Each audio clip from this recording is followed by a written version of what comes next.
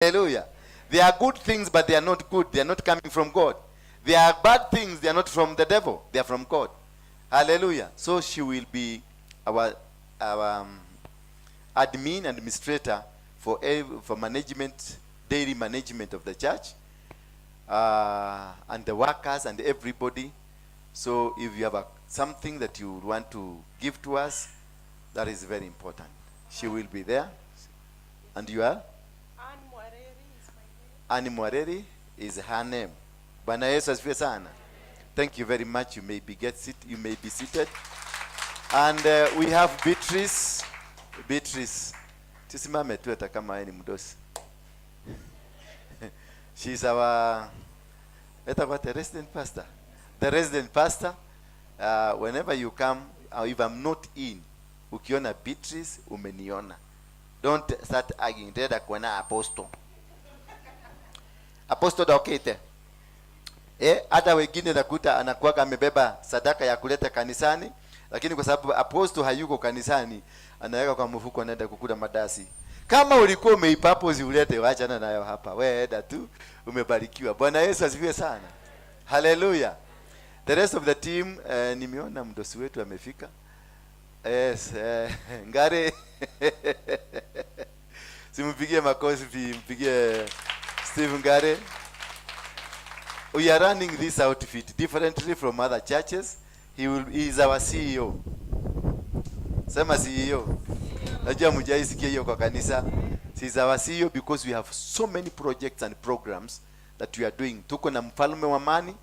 It's an NGO kind, lakini association kind. Ni kikitu tu huwezi kukielewa, lakini utakielewa kwa sababu kimebeba wale wazee wetu, kimebeba vijana, kimebeba ma project zote, kimebeba TV, kimebeba everything, because we are not only preaching where biguni. Before you go to heaven, we want you to live better here. Bwana Yesu asifiwe sana. If you cannot live better here, hata kule hakuna maisha utakaa mzuri. I can assure you. Waachane na hiyo ujinga ile tulipatiwa ya Ukristo. Tuachane ate bori na ng'ombe itire na vata, kile akina vata no lili wa Yesu. Na huyo mwenye amekwambia hivyo, anakuambia soka tuwekea Yesu hapa. Unamwachia shaba. Si hawa watu wa dini ndivyo walifanya? Walituambia bori na ng'ombe hazina vata.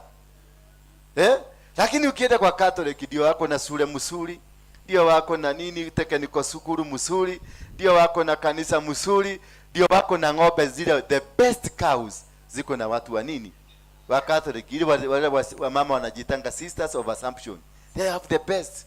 Wako na mashamba the best. Ndio wanauza maua hii, mnaonanga hii maua hii kama hii. They have the best in Africa. Kutoka hapa Kenya. The whole world. Catholic is the single largest organization that owns the largest piece of land in the world. Bori na ng'ombe itire na vata, ona megoda dele na vata, lakini they abia mwezako hiyo ujika tuache. In the book of Genesis 1 verse 26, God gave you dominion of what? The earth. And he tells you, subdue the earth. So those people, they read the Bible hapo. Wakajua, I must subdue. And how do you subdue? By displacing others so that I can control. By having dominion. Hallelujah. And that's why they have dominion. Hawezi kuwachukia? Unaweza? No, they are practicing the Bible. Unajua hakuna watu wanajua kupractice the Bible kama hawa watu wa dini na wachawi. Ukienda kwa muganga, ile vitu unaonaga zote anafanya, kuchinja kuku, kunini, kutoa hizo madhabahu, they read it from the Bible. Ati mtu fulani aliroga watu na akafanya hivi, akachukua mchaka akafanya hivi. Wao wanafanya nyinyi? Nenda kwirirwa ni thakame ya Yesu Kristo, na maundu macio mothe ni meherire, na magongona mothe ni meherire, na maundu mothe ni meherire. Hallelujah. Na mundu ucio rakwira uguo akujitwo ni thina nginya githithi gikira thaketha gya crocodile. Bwana Yesu asifiwe sana. So that is why we need to learn. Sit down. For those who have come because of miracles, you are welcome. But before you take the miracle, sit down we talk a bit. Do you understand? Umepata muujiza, umepata. How did I get this muujiza? And how am I going to sustain this muujiza? Bwana Yesu asifiwe sana. Jesus started his ministry by doing miracles. Alitengeneza pombe, si ni pombe? Muratina. Mavijana wakalewa, mpaka wakaiba, oyo noe, muru wa Maria noe.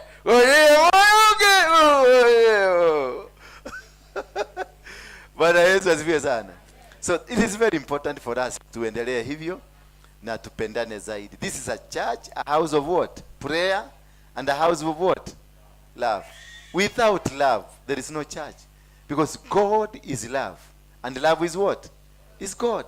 So if you miss one, you miss the other one. So love we must. Namba hiyo ingine nataka kuuliza, I've appreciated you all, the praise team and the other teams. God bless you. We be, that one is internal, lakini tutaongea hapa. All the leaders, if you know you are a leader in this church, prepare for training. We'll be going for trainings. Hallelujah.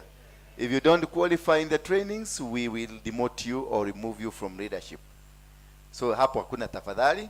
So you must find yourself time, because the time will be set for training so that we can have leaders. Like now, I'm going to Dubai. Next either week ingine nitaenda Dubai.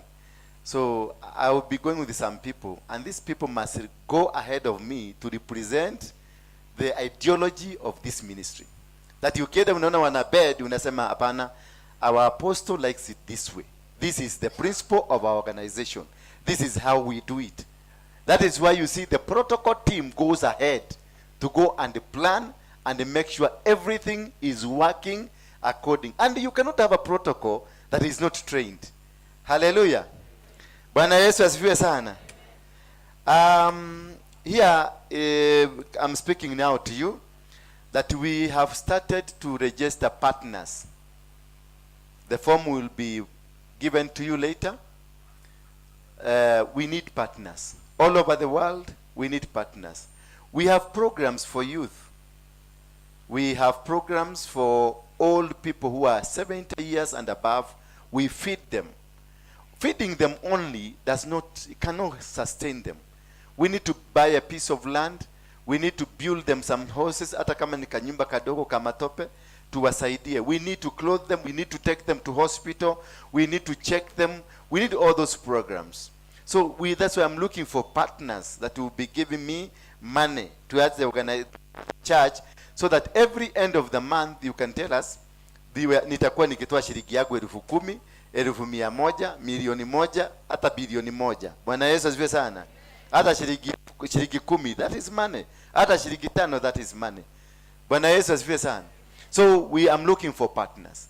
If you want to become a partner, you will meet the administrator. The other forms ready? Huh? Sunday tutapatiwa, mkue prepared on Sunday. Unapick your form, utajaza majina yako. You will tick where they will indicate to you that I'll be giving 10,000, unatik. I'll be giving 1 shilling, unatik. This is me. Nitakuwa nikisaidia charity, nitakuwa nikisaidia wase, nitakuwa nikisaidia. You tick what you want, where you want your money to go. And every end of the month, we will be giving you the account for our expenditures. Bwana Yesu asifiwe sana. We'll be doing clothing. Tumeanza sasa, masharahani zimefika zote zile nilikuwa nataka. We're starting an industry for clothing.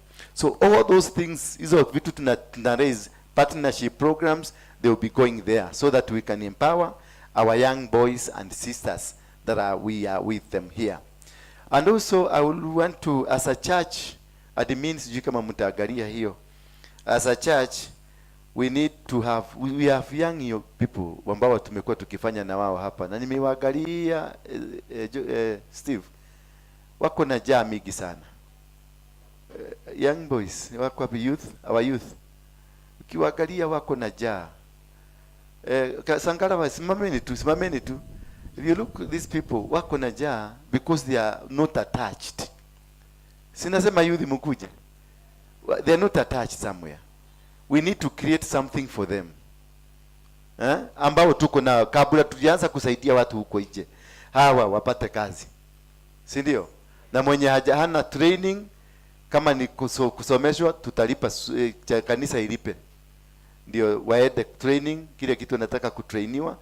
We have one that tunalipia school fees, na wengine kadhaa ambao ni wa nje, na nimefeel vibaya. Ndiko na watu hapa silipi, lakini kule nje ninalinga sana.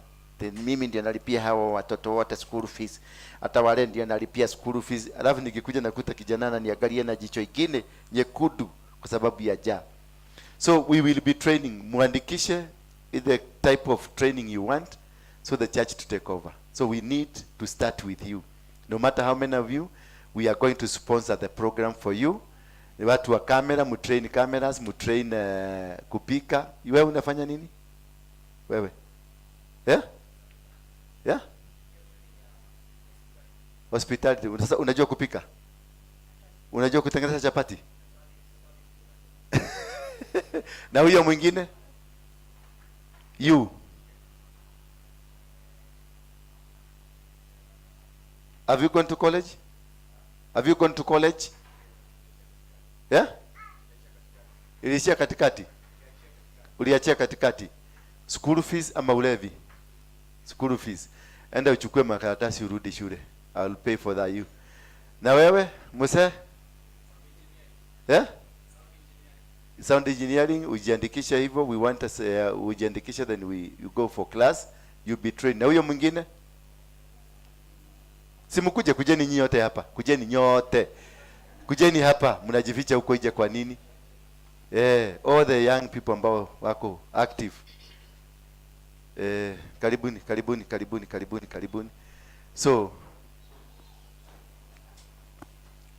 So we have Buju alikuwa mwizi wa buduki. Buju akikuja hapa alikuwa anavuta bagi kama sigara. Yaani anakisha bagi, akifuza kiisha na akisha na ingine na inawaka. Sasa Buju alikuwa mtu mbaya. This man mkikutana na yeye usiku akikuitisha mali, utampatia. Na utampatia mpaka ile haja kuitisha. Unamwabiria mpaka kwa nyumba huyu mzee. Haka unaona haka ni kabaya. Kalikuwa kabaya. But is my friend. Ndio mtu wa kukaa kwa kanisa. Ni mwizi, tukamweka achuge kanisa to tell you that these people are not bad. It is only the situation they are in that makes them look bad. They are good people. So, na Sangaranga? Ni computer. Na wewe, sound engineer? Hospitality? Engineer? Wiring. Ya nyumba ama ya gari? Ya gari. Na wewe? Uko shule? Na wewe? Umemaliza form 4 ya train? Na wewe uliachia katikati. Steve, angalia hawa watu. That ni mtajiandikisha, mtaangalia what is good for you. Si kanisa muwapigie makofi. This is where I want your money. Hapa ndio nataka pesa zenu zile mnatoa ziende kwa watu kama hawa. Bwana Yesu asifiwe sana. So that we can, and many more, because I want to have 1 million to 10 million youth countrywide and Africa mzima whom are going to benefit from us. Bwana Yesu asifiwe sana. How many for that? Wangapi watatoa shilingi yao isomeshe mtoto ambaye hajazaa? Asante, jipigie makofi. Thank you. So we are going to give them partners, our supporters from all over the world, kule America, Australia, Canada, Asia, Gulf. You are welcome to this program. We'll be having a launch maybe in the month of June. Tutakuwa na launch sasa ya kanisa vizuri, mfalme wa amani. To launch, tufanya kitu mzuri. How many will be there? Ambao mmekuja ku stay, watu wa Miracles, watu wa Miracles najua wanaweza kuja aende. Watu wanataka tutembee twende safari pamoja mpaka tuhakikishe watu wamepata salvation mzuri. Inua mkono yako juu. Thank you. Jipigie makofi. Thank you. Leo nataka tusome kuhusu something very important ambao nimekuwa nikiangalia. Nimekufanyia utafiti na nimeona it is very important I teach you. Because watu wengi wamekuja kuniambia the problem. And when I look at you, I discover this is not a problem. It is something that was induced to you. Yes, it's a problem. But this is something that was introduced to you to destroy you. Some of you are most talented people, very special, very wonderful people. But ukiwaangalia venye anakaa, you are not supposed to live the way you are living. Bwana Yesu asifiwe sana. You are supposed to have lived better life. But because somebody somewhere decided to destroy you, somebody somewhere decided to take it away from you, that is why you are suffering. I remember when I was in Mungiki, I was not supposed to be a Mungiki member. I was not supposed. I was a good boy when I was in school. Only that when nikiwa mtoto mdogo, I was a very good boy. Only that nilikuwa naiba sukari na nilikuwa naiba vitu za mama yangu. Bwana Yesu asifiwe sana. Na nikakuwa mkubwa at around 14 years, 15, about that 12 hapo. Nilikuwa naiba sigara ya baba yangu. Bwana Yesu asifiwe sana. Kwa sababu baba yangu alikuwa anavuta sigara na alikuwa anakunywa pombe. So alikuwa ananituma nipeleke kwa jiko niwakishe. Hivyo wazazi mjihadhari sana. Wale wanatumanga mtoto ende akisha. Sasa nilikuwa naenda na akisha naekelea kwa makaa, lakini nasikia ndio ishike moto pale. Sasa unampelekea. Sasa siku moja alinifuata nyuma kaona venye ninafanya. Akaninyanyua kofi, "Twa, unafanya nini?" Sasa nikamuuliza, "Ningejuaje imeshika moto?" Bwana Yesu asifiwe sana. So these things, they just happen to you. You are born a good man. You are born a good woman.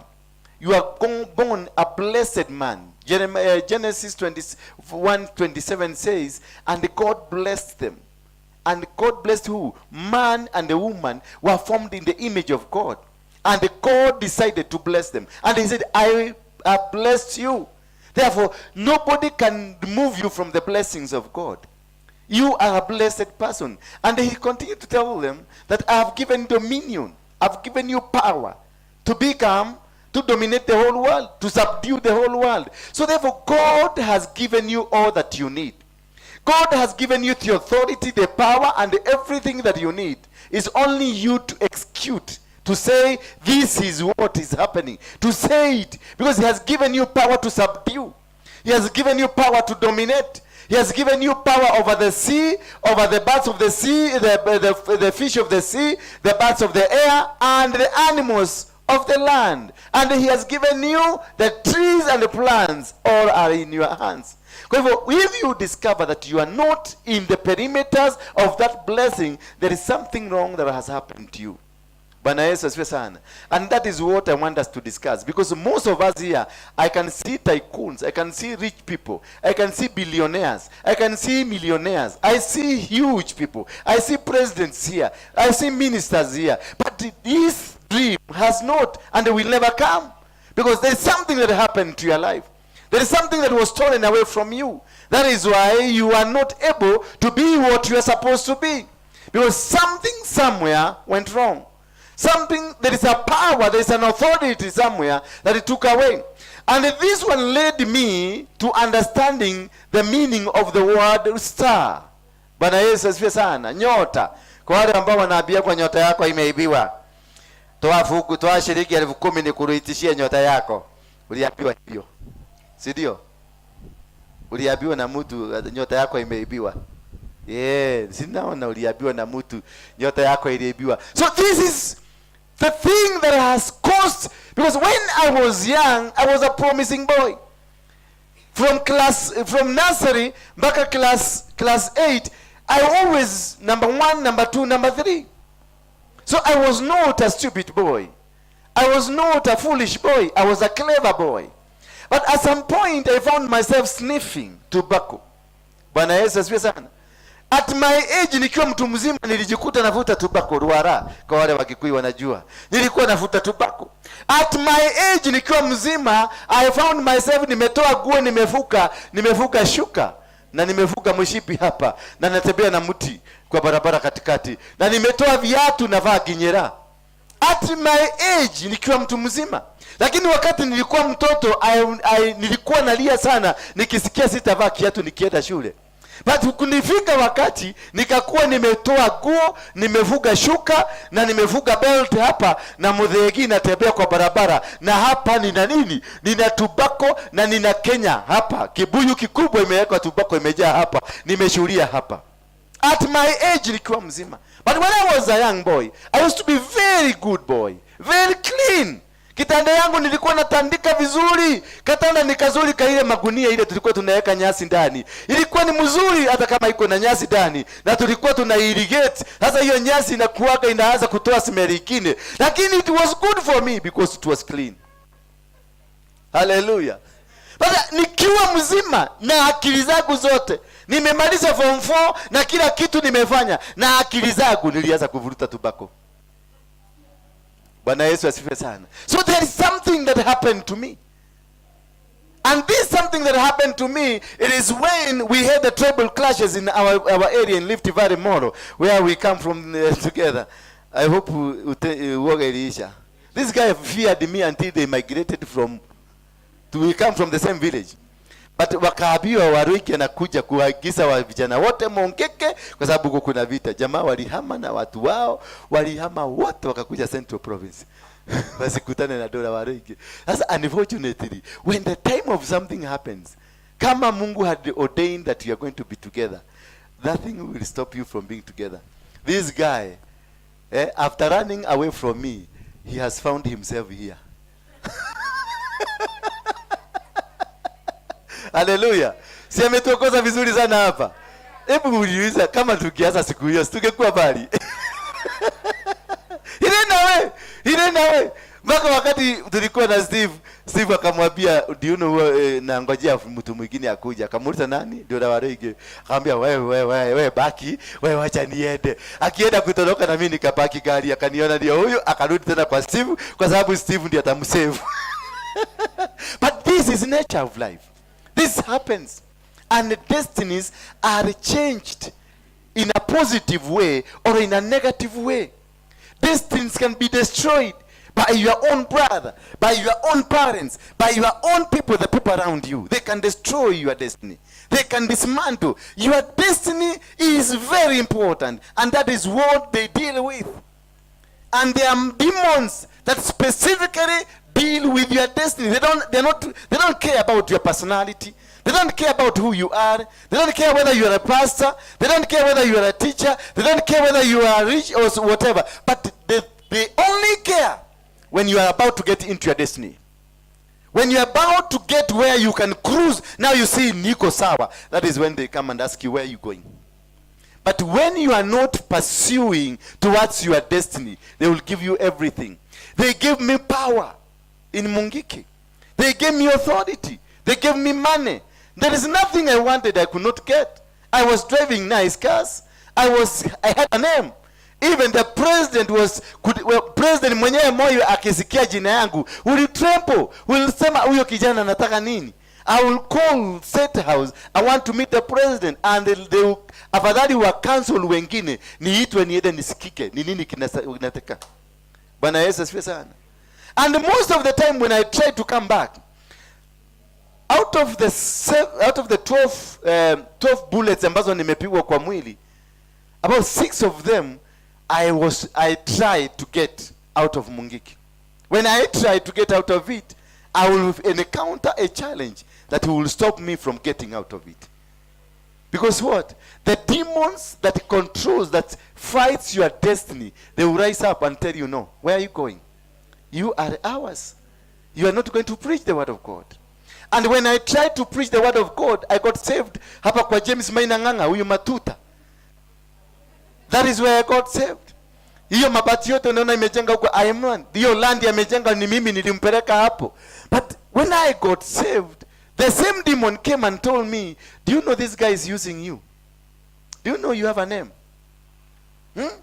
Because we did some 5 crusades. Tukafanya moja Busia, moja Kisumu, moja Tononoka, hapa Uhuru Park, na ingine Thika. And watu walikuja from all over to see this man. The crusade zilijaa because of this man. And nikaangalia nganga na nitumia vibaya. Kama crusade inajawa kwa sababu ya mimi. Kwa hivyo kama mtu dalali na kitu. And now this demon started advising me. This man is using you. This demon started talking to me.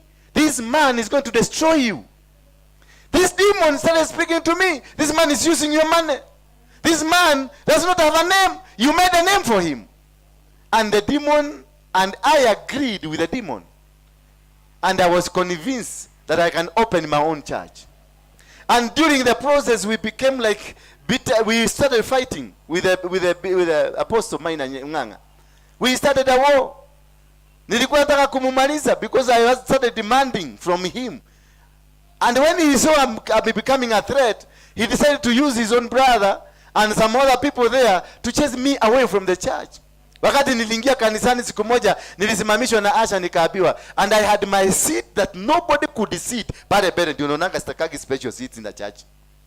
Because I had my seat, and this seat misled me. Because I believed and I knew that with this seat, I am a senior person in this church. I am an important person in this church. I am so special in this church because that seat was mine. And everybody hata kanisa mzima, they knew. Nobody hata chairman wa kanisa. Kubuka nimeokoka nini mwezi ya ngapi? Ya pili kutoka Mogeke. Meaning there is nothing. I'm still empty. But I had a seat, front seat in the church.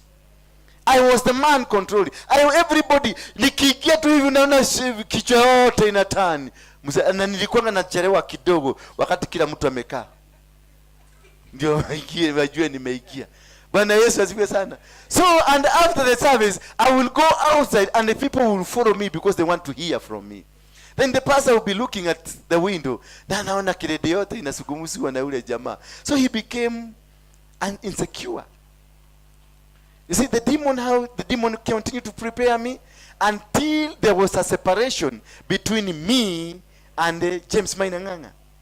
And it was a bitter separation. A point that where I reached, I said, I'm going to kill all the bishops. Because I felt cheated. The demon came and told me, look, umetoa pesa yote umejenga kanisa, umetoa kila kitu, sasa angalia. And nilikuwa nimefika because Mungikis burned my houses and they burned my cars. The church that nilikuwa huko, I had spent every money in the church. So I didn't have anything. Na sasa nimeanza kimekauka, kimeumanwa, na nimeanza kufukuzwa kanisani. Now I was left where the police are still monitoring me because they think this man is not saved. And where the church has rejected me because I'm a threat to their pastor. And the community outside there, the Mungiki, are monitoring. They want to kill me. So I was left alone. And this is because the demon spoke to me and told me that hawa watu wanakutumia vibaya. And when the demons were able to remove me from the presence of God, from the line of God, from the idea that God has initiated in me, then the demon abandoned me. Hello. Once they succeed, they will abandon you. Once you get out of your marriage, they will abandon you. Once you get out of a church like this one, they will abandon you because they have succeeded in destroying you.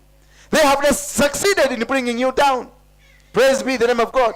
That is why I call you my sisters and my brothers, that it is very important for you to understand. When you are in a church like this one and you are facing challenges, face them. Don't run away from challenges. If you are in a particular church, you ran away because walikuingililia ukatoroka, hata church nyingine ukaingia. When the destiny itaanza kuzungumza, wanaingia wanakuambia, kumbuka hata kule kwingine walikutumia vibaya. Hata hapa toka. Nitakuonyesha kanisa ingine imefukuliwa mzuri ya Apostle Waruinge, twende huko. Then you come here, you will find the same challenge. Because when they are pursuing your destiny, they wait until you are getting into the destiny. They wait until you are about to be blessed. They wait until you are about to get where you are supposed to do. That is when they come and stop you. They will tell you, no, this man is not good for you. My point here is that there are forces that act against you. There are powers that are there to destroy you. There are powers that are there to make sure you don't succeed. You'll get married to a wife that is a destiny killer. You'll get married to a man that is a destiny killer. You'll get a man of God that you are under who will destroy your destiny completely. This thing is not a plan, something for one particular person. This thing happens crossboard to everybody. A man of God can kill your destiny. Your own wife can kill your destiny. Your own husband can kill your destiny. When I lost my marriage, I almost killed myself because of the name a wife. And I was left without anything. I was left suffering and struggling. I was left without anything, abandoned. When I was a big man, I was abandoned. And the demon told me, now you need to die. These people, wakikuangalia watakuchekelea, you need to die. And I started drinking. I drank. I will drink until I will poo-poo on my trousers. Ilikuwa inatoka tu, hata nasikia tu ikitoka, nasikia vizuri ikitoka. While in bed I will see, hata nainua kamguu hivi ndio itoke. Na makojo, alafu nalalia hiyo makojo vizuri kwa sababu ilikuwa moto kidogo. That is how they reduced me to become. That is how hopeless I was. That is how useless I became. Remember, this is a man who will shake the whole nation. This is a man who will just, neno lake was an order. But at the end of the day, nilijikunia kwa sura.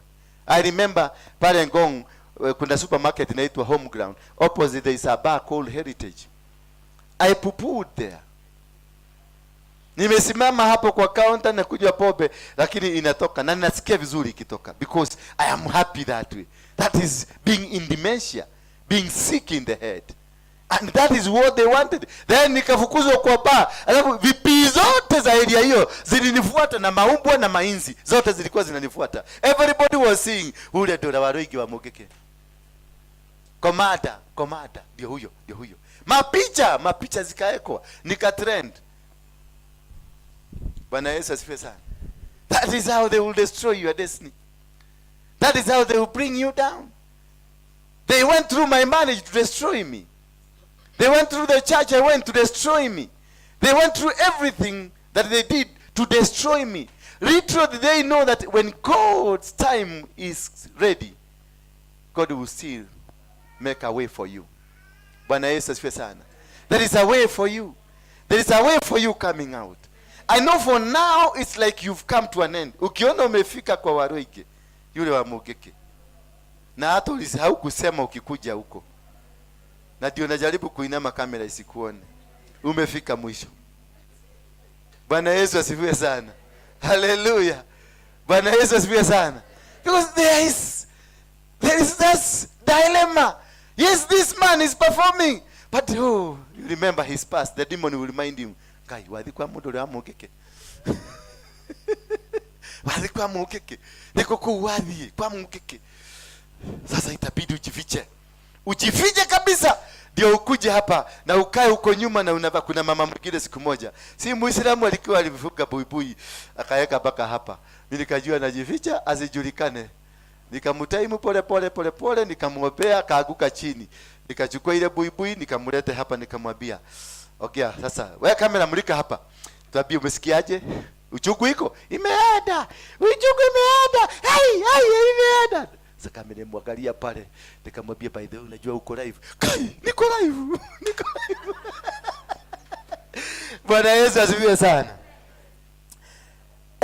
Stars in a spiritual sense represents three things. The star represents three things. Na ndio unaonanga wachawi wanaangaliaga nani? Wanasema nyota yako. Wakikushika mkono hivi, anaangalia mkono hivi, anakuambia maneno yako. Unaitangwa astrology. That is how your star is stolen. Once you release yourself to the enemies of your life, they will read you and they will take away what belongs to you and they will use it somewhere else. That is why you find a person in a church, you are a prophet of God, but you seated there, and I'll be using your gift here while you are seated there. Bwana Yesu asifiwe sana. I can be able to steal your business. I do all things about your business. I will be gaining, but you will not be gaining anything. Because I was able to locate you locate your star and install it. The star is so powerful that it gives a direction. Therefore, it represents the destiny. Star represents destiny, and it represents favor, and it represents blessings. Praise be the name of God. Let us look at the book of Genesis 15. Genesis 15. I decided to teach this because I've discovered today people ambao wamekuja hapa ni wale ambao you are blessed but you are not blessed. You are blessed but empty. The book of Genesis 15 verse number 5, the Bible says, and he brought him outside and said, look towards heaven and number the stars. If you are able to number them, then he said to him, so shall your offspring be. So a star represents what you become. It is a representation of your future. That he was told, go outside, count the stars. If you can be able to count these stars, that is how you will be. That is what you will become. So the star represents your successes. The star represents the power that you have, the authority that you have, the magnitude of the riches that you have. That is the representation of the star. And that is what they target. That is what they destroy. Because they know once they read you, once you ukienda kwa muganga they read you, ukienda kwa astrologist they read you, then they will know how rich you are, and they will steal your star from you and they use it somewhere. Na ndio unaonanga Waislamu, they are rich. If you don't know, because I'm introducing this because of what is happening in this country. The star is stolen by a demon called Jubril. By the Islamic world, I was a Muslim. Jini. Ama majini. Bwana Yesu asifiwe sana. So what happens to you, it is that once they know how favored you are, how blessed you are, how powerful you are, and that is why not everybody is told of what? Hallelujah. Not everybody is told of what? When you have miracle seekers, they don't understand. They want to ngojea tu mali touch. Not everybody is told of what? Yes. Tiato the miracle kioneki giaku. Because why? Why? Because it will be stolen and be sold. Somebody can pick you, the gift you have of singing, take it away and give it to somebody else. Somebody can pick the business you have and steal it from you and give it to somebody else. That is why so many people are suffering.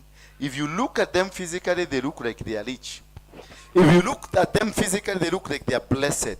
But the stars was stolen from them. The star of favor was stolen from them. The star of blessing was stolen from them. And that is what they were pursuing when they were hunting for Jesus Christ. When they had a son has been born. What they were looking at, it is the star. Bwana Yesu asifiwe sana. They were looking at the star because the star was giving direction. The star, they will read it and it will tell them the position. Bwana Yesu asifiwe sana. Therefore, it is very important for you to avoid being manipulated. For when you are being manipulated, that is when they steal it from you. Are we together? Am I walking with you? Hallelujah. Bwana Yesu asifiwe sana. Therefore, God's purpose for creating stars, it is in the book of Genesis 1, verse 14. I'll do a lot of reading today so that I help you. It will be a series of teachings I'll be doing from today henceforth. Genesis 1, verse 14.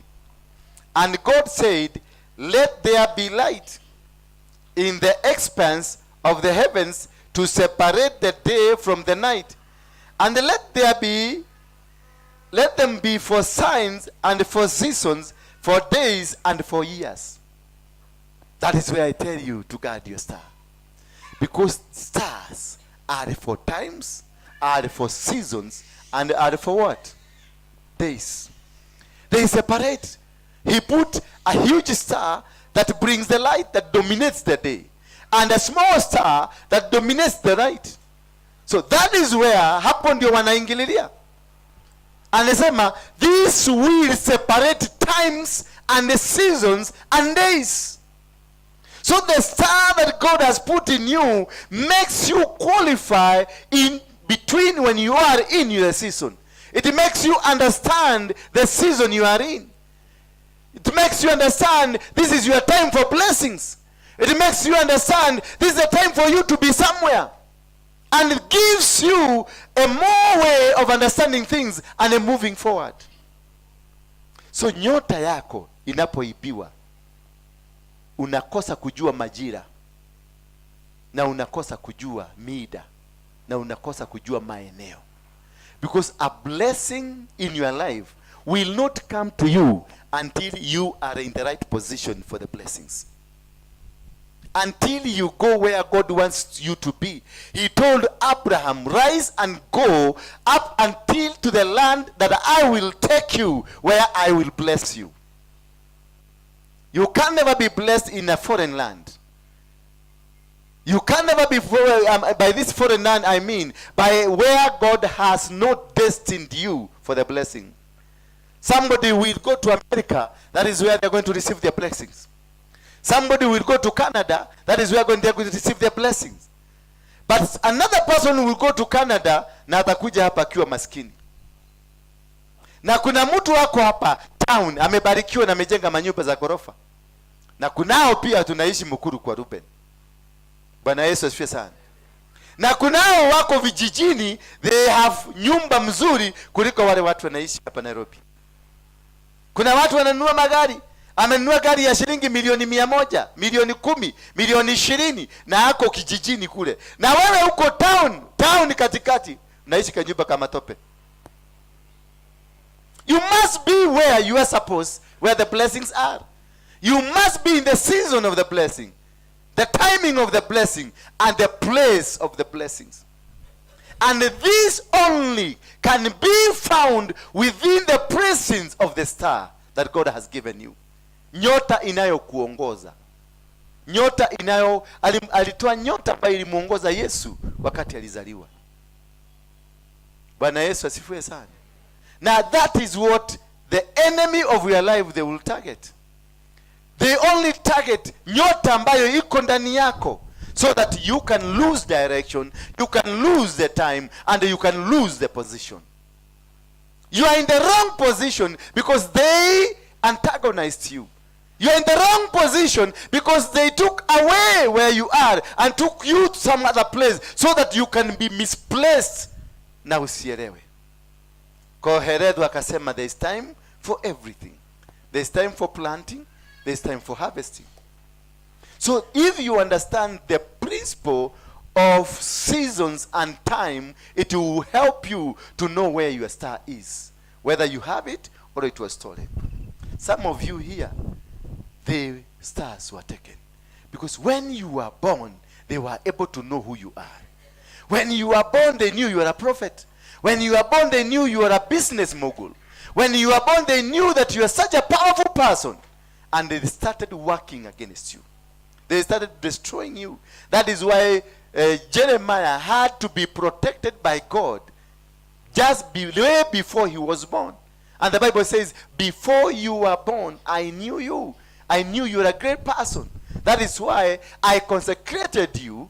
I put you aside. I anointed you and made you a prophet unto the nation. Just before you were born, before your mother and your father met, I had already made you a prophet. Why? Because there are some things that we need to protect by the blood of Jesus Christ. There are some things that your business must be protected. Your family must be protected. Your children must be covered. Whatever you are doing in life, you need to cover it. The talent you have, you need to cover it with the blood of Jesus Christ. Because they will come and steal it. They will come and see your talent. And you will be seeing your neighbor anatumia the talent ambayo ulikuwa unaona. Hii talent ni mtoto yangu alikuwa na talent kama hii. Ushajifika kuna watoto wa neighbor wana talent kama ya mtoto wako, lakini ya mtoto yako ilianguka. Ya wao wanaendelea. Unasema mautamani mwana wako eka. Ni kuibwa, iliibwa ikapelekewa watoto wengine. Your life is capable. They are capable of swapping your life. They are capable of changing your position. They are capable of making you poor. They will take you to the United Kingdom and they will give you the job that you want, but you will never use the money. Every coin you make, the coin hiyo pesa itapotea. You will find way hiyo pesa yako haitakusaidia. There are people in the UK. There are people in America. There are people, they don't have anything on earth, but they are working. Ukiangalia payslip yao iko na pesa mzuri sana, but they cannot show anything. Hata kaploti hawana. Why? Because kuna kitu kiliswapiwa in their life. Kuna kitu ambacho, the star that controls your wealth, the star that controls your prosperity, your growth has been swapped, imechelekwa. Ulikuwa nabii, badala ya kuwa nabii umepelekwa kwa waganga na umekuwa mganga. Bwana Yesu asifiwe sana. Mimi nilikuwa I know nilizaliwa nikiwa kiongozi, lakini I was swapped nikapelekwa kwa tubako. Bwana Yesu asifiwe sana. And in that process, once they know they have done it, they started now the plan to kill me. But because God had concentrated me, had put me aside, had removed me from the will of the people, and kept me somewhere, that is how I was able to come out of it. So still you are going to come out of it. But this is until when your consciousness comes. Until you are able to know that this is where I lost the game. This is until you are able to re-identify who I am. If you cannot be able to identify whom you are, you can never succeed. If you cannot be able to identify what kind of a person that is in this world, because every person, you are brought in this world with a reason. You are brought in the reason. You are brought in this world with a reason. Not until you know the reason God created you for, you are not going to succeed. You are not going to come out. And that is where the field, mahali wanachezeanga mchezo yao, kuhakikisha you don't know why you are on earth. Because when you don't know why you are on earth, you will not fight for your position. You will not contend for what is supposed to be yours. You will not become. You see now, I was meant to become a preacher. Until such a time I discovered myself, I was meant to become a preacher. And now I'm struggling. And as I'm struggling, they will come here in church. They will create a lot of blockages. They will create a lot of things. They will make sure I'm not moving. I'm stagnated in one position until I die. Because their plan is to make you die without recognizing yourself. The plan is to make sure that you don't know what God created you for. But I can see, as I look at your faces, I can see people with huge destinies. People with huge blessings. People with huge favor. But you have been rejected.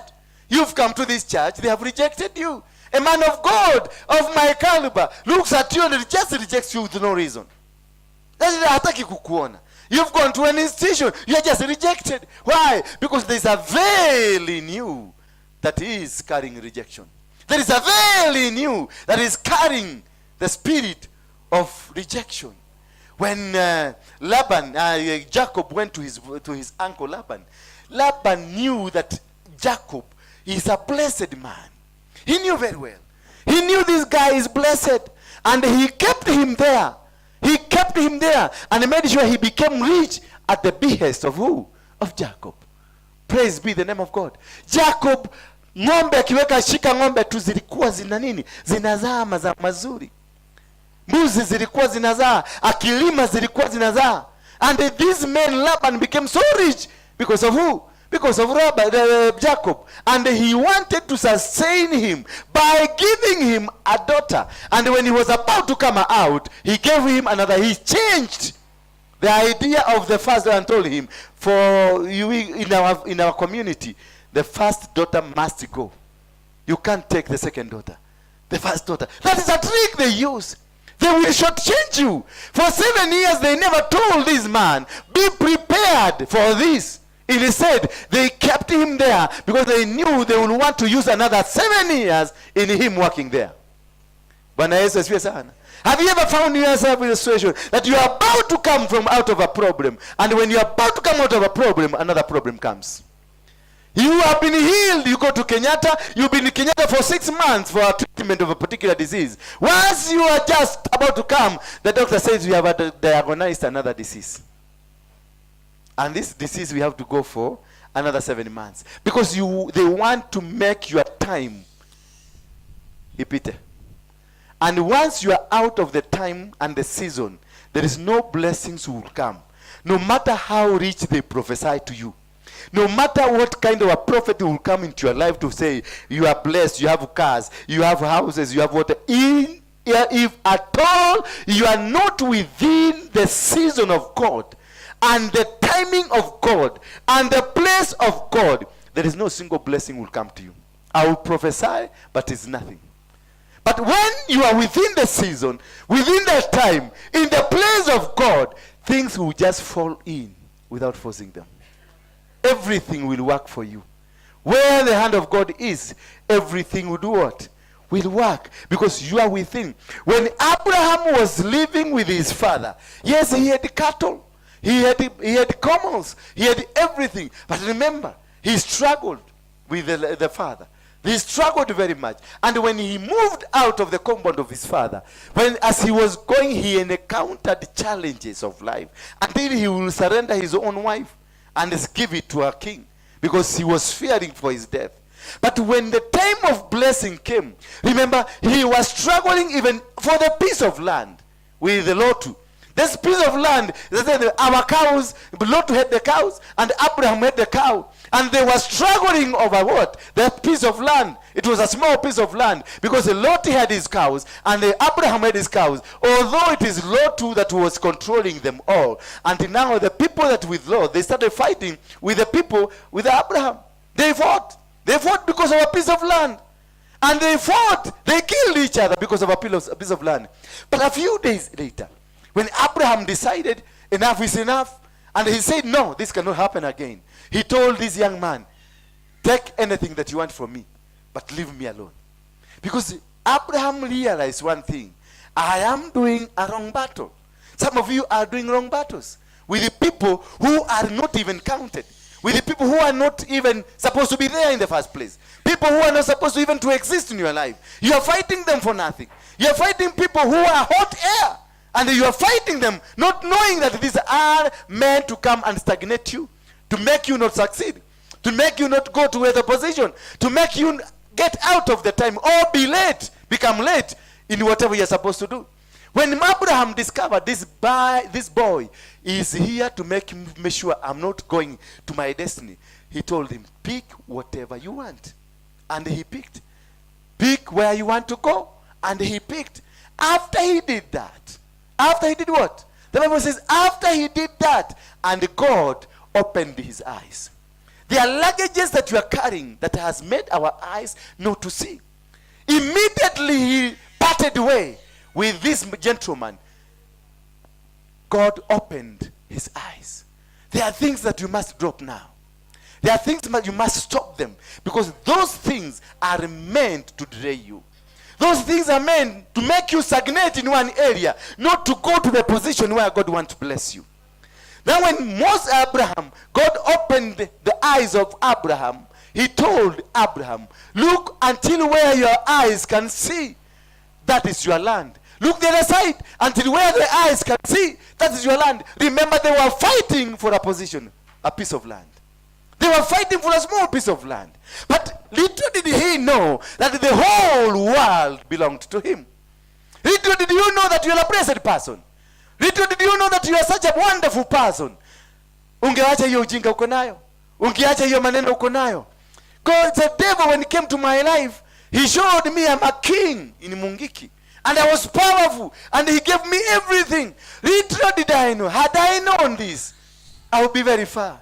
Had I known this is not the work of God. The work of God is somewhere else. There are people like you waiting for me. I come and speak to them this word I'm speaking. Had I known those days, where will I be? I will be very far. You are struggling with something that you don't need to struggle with. You are fighting losing battles because they are not even existing. They are only meant to make sure that you don't move from the position you are to another position. Therefore, they are only meant to make sure that you don't recognize that you are a blessed person. They are making you to know that, not to stop you from knowing that you are a favored person. You are all favored people.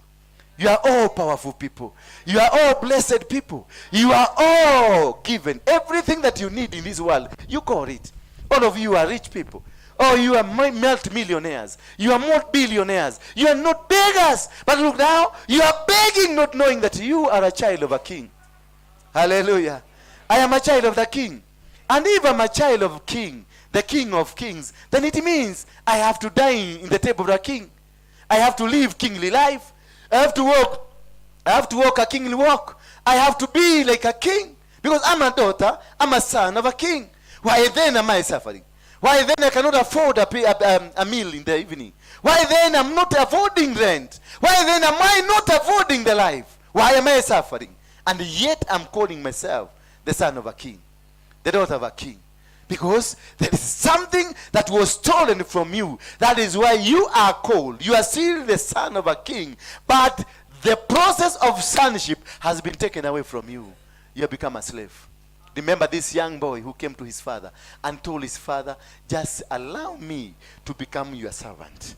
Allow me. I've come back, my father. Just allow me. I become a servant. I don't deserve to be your son. But when he spoke because of coming back to his father told him, your position is still there. You are still my son. You don't lose the sonship until you regain back the consciousness. Until you regain your position. That is when you will regain the promise of God in your life. Because God has promised you.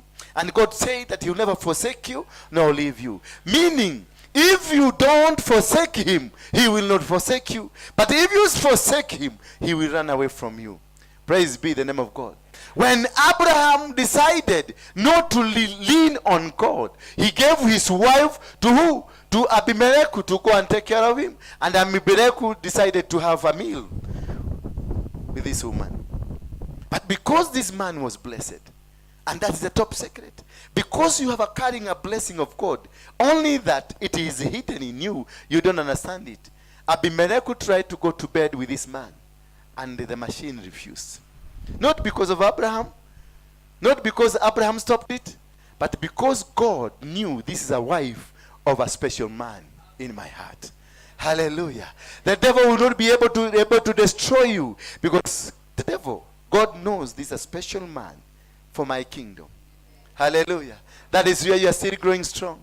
But you need to reignite back and know where you lost it, so that God can be a blessing to you. So therefore, when this star came, they show us the signs, and also they make us understand the seasons, because they put the separation. When the star came, the star was given the night, and the sun was given the day. So they separated the day and the night. So you need to understand, to separate yourself from the will of God and from the plan of the devil. The plan of the devil is to destroy you. The Bible says, I have got good plan. Plans not to destroy you, but to do what? To become a blessing to you. So God is ready to bless you. God is ready to lift you up. And from today, your life will never be the same again. Anything that was stolen from you by the witches, anything that was stolen from you by those people that hate you, I say, I bring it back to you. Receive all your stars. Receive the plan of God. Receive the favor of God. Receive the blessings of God. Receive a special anointing. May God open your eyes today to see how blessed you are. To see the decision of God in you. To see that he has got good plan. Not the plan to destroy you, but the plan to make you successful. Therefore, as I finish,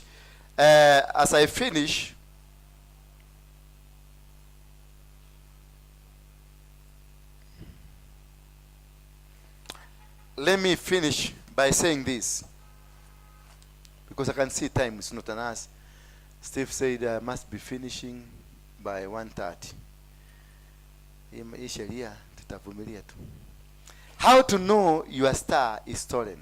I'm going to give you in point form, so that I'll be doing on Wednesday I'll be teaching about it. On Tuesday, Wednesday, and also during the Kesha on Friday and Sunday also. How to know that your star has been stolen. Number one, when you have dreams that you dream backwards, you dream while in school, you dream while in the village, you dream while somewhere that is backward, then you must know your star has been taken away. You are not moving forward, you are moving backward. Hallelujah. They have taken away. You are empty. You don't have anything. You are completely empty. That is why you cannot be able to make any decision, because they have taken all what can guide you. They have taken everything that can guide you towards your success. Because if you don't know the time, if you don't know the season, if you don't know the place, then you can never be able to succeed. Hallelujah. Bwana Yesu asifiwe sana. Number two, when you struggle to do things you used to do easily. Hallelujah. There are things that we are used to do easily. Things that we do. Ulikuwa ukifanya vitu vizuri sana easily. Biashara ulikuwa ukifanya vizuri, but now you are struggling to do the business. Now you are struggling even to educate your children. Things that you used to pay school fees nicely, you will even pay for the entire year and go and rest. Now you are struggling. Your star has been taken away. You don't have it. They have stolen it.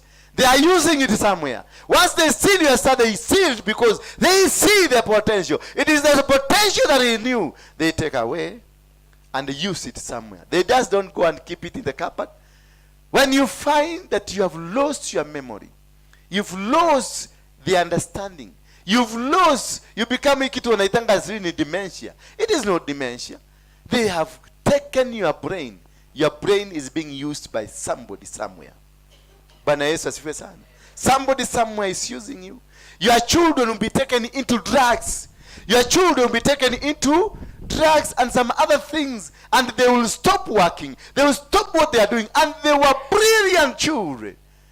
This brilliance that was in them has been hijacked, is being used somewhere. Bwana Yesu asifiwe sana. Bwana Yesu asifiwe sana. So when you find you are struggling to do business that you used to do nicely, there is a problem. The star has been taken. And number three, misfortunes and the spirit of bad luck. When you have setbacks in everything you are doing. You started as a relationship, imekuwa na setback. You started a business, imekuwa na setback. You wanted to go home, keshaki kwenu kuona watu, there is a setback somewhere.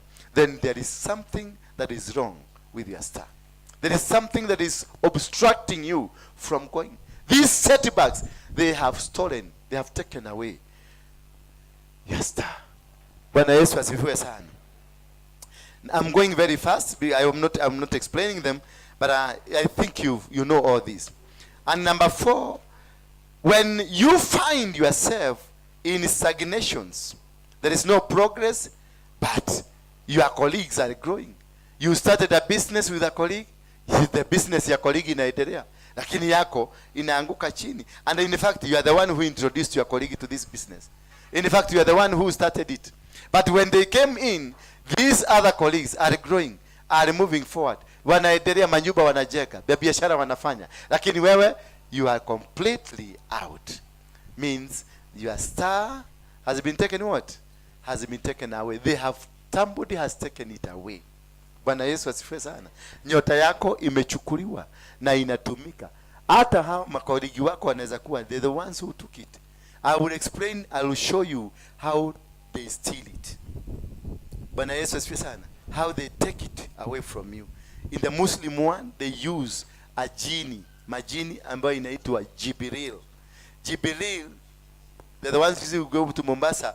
You find people, wanacheza tu wajua, they don't work, they have never worked. But these people are living a good life.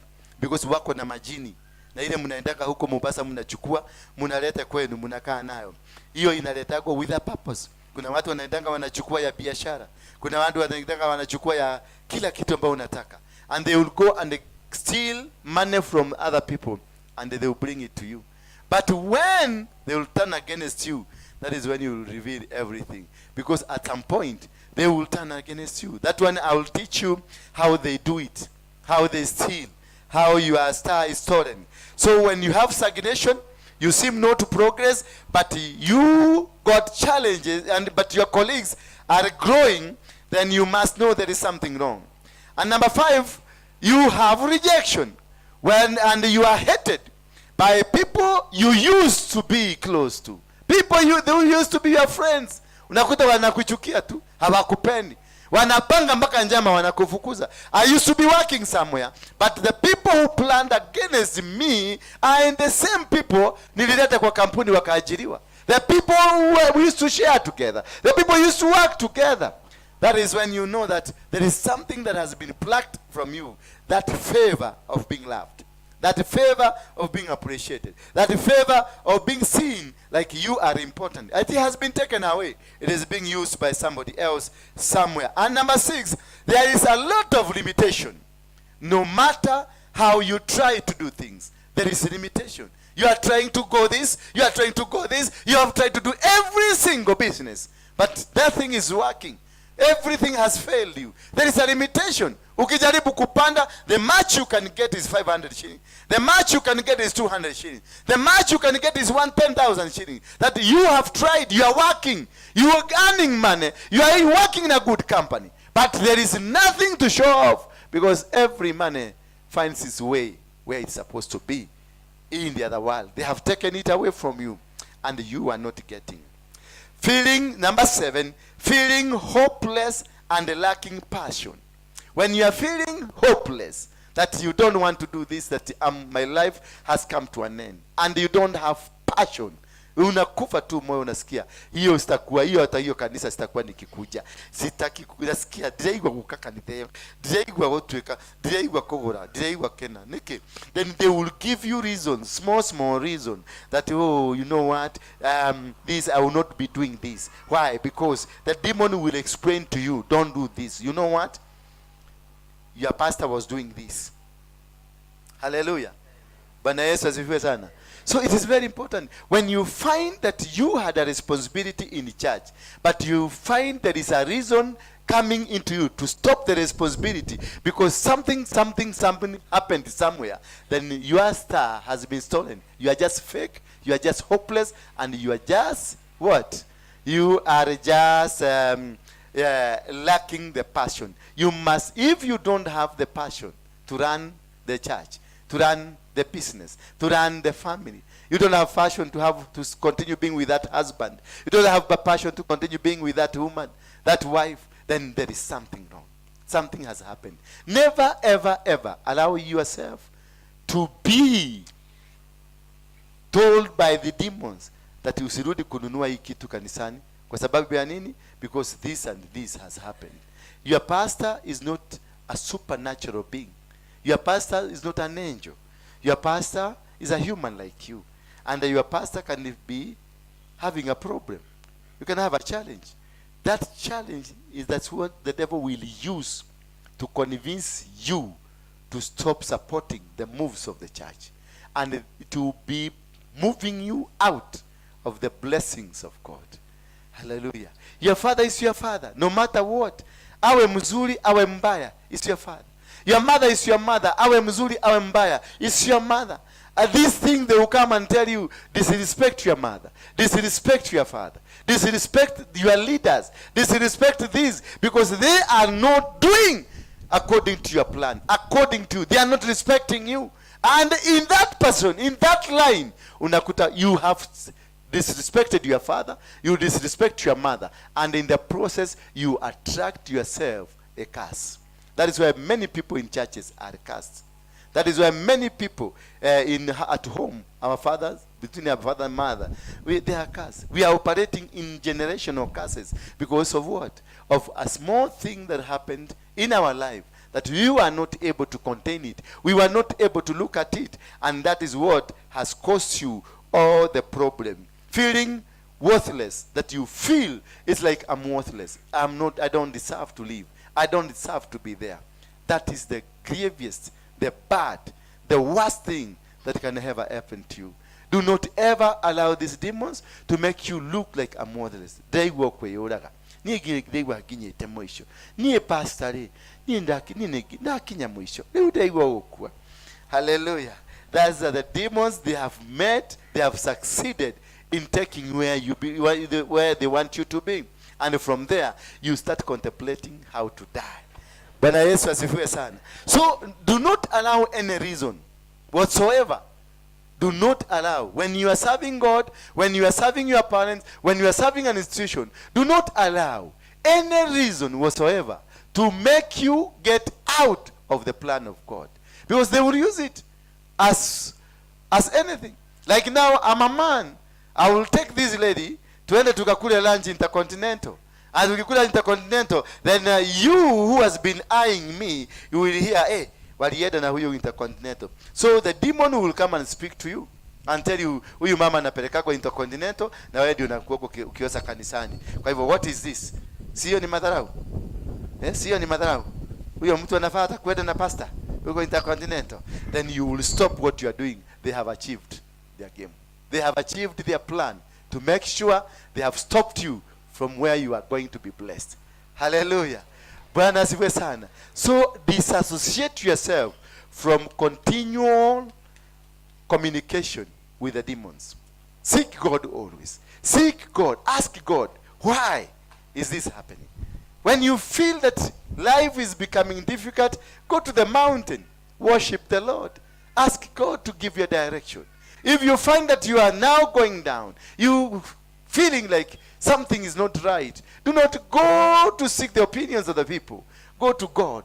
God will give you direction, because God is the one that knows your decision. God knows your season, and God knows his plans over you. Bwana Yesu asifiwe sana. Bwana Yesu asifiwe sana. Therefore, it's very important. Do not lose focus. Tell your neighbor, do not lose focus, but concentrate. That is why nobody in my life can deviate me from the plan I have. I would rather lose anybody. I would rather lose everybody, but stick to the plan.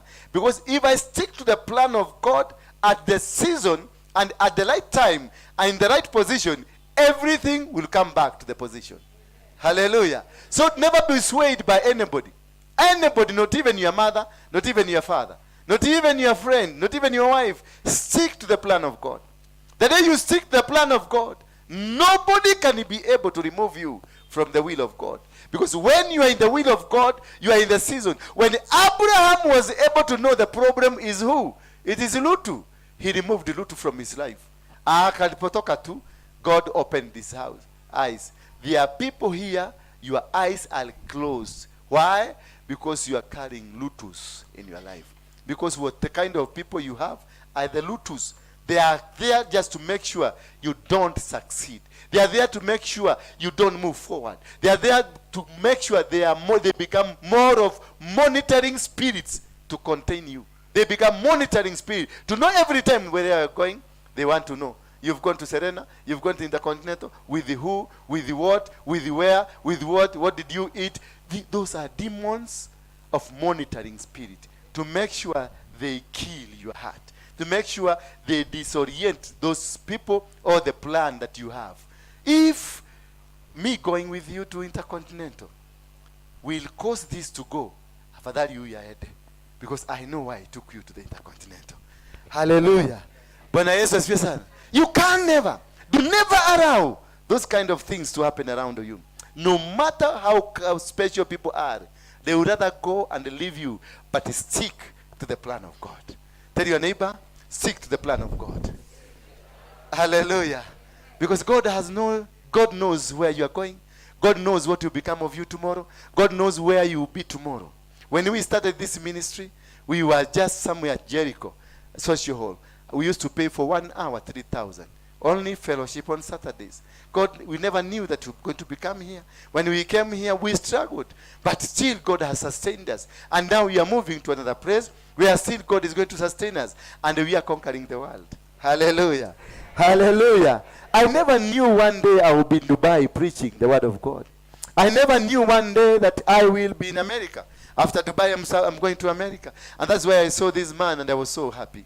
I was so happy because now Beatrice and Julia, I have strong men and women who can preach, who can do services even when I'm not there. Bwana Yesu asifiwe sana.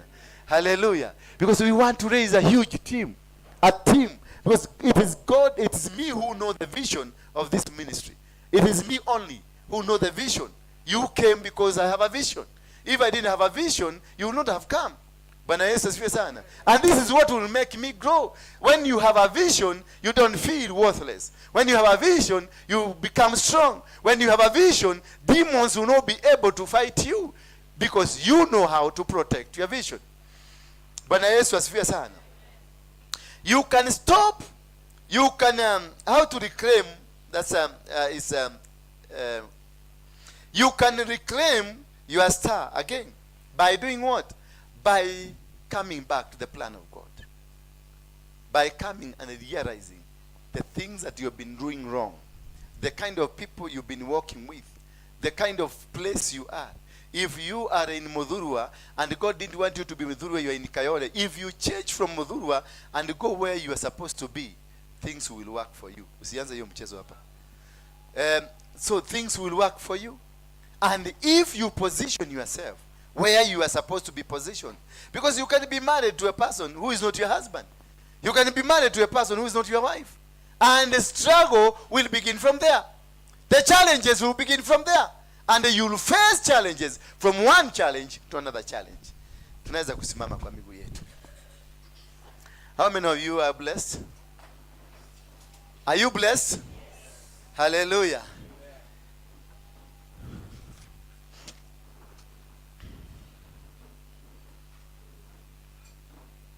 If you find somebody is trying to misguide you, trying to monitor you, whether you go to Serena or you go to Intercontinental, mwambie catch fire.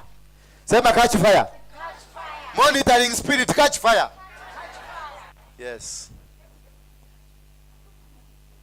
That nonsense will never be tolerated here. Because we are people with a vision. Hallelujah. I will not allow you, never a single day, for your visions to be stolen by people who are bent on hopeless and useless thinkings, who don't see anything from you, but they see when you are with a woman, they see bed. They don't see that you can sit down with a woman to discuss something.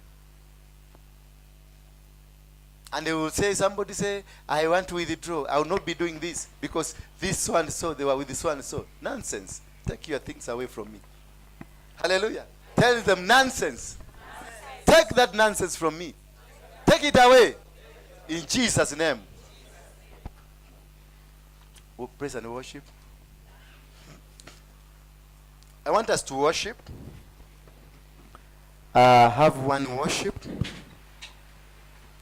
Or as kama umeshika pesa yako, sadaka yako, ama any other thing that you came with, as a sacrifice, as an offering.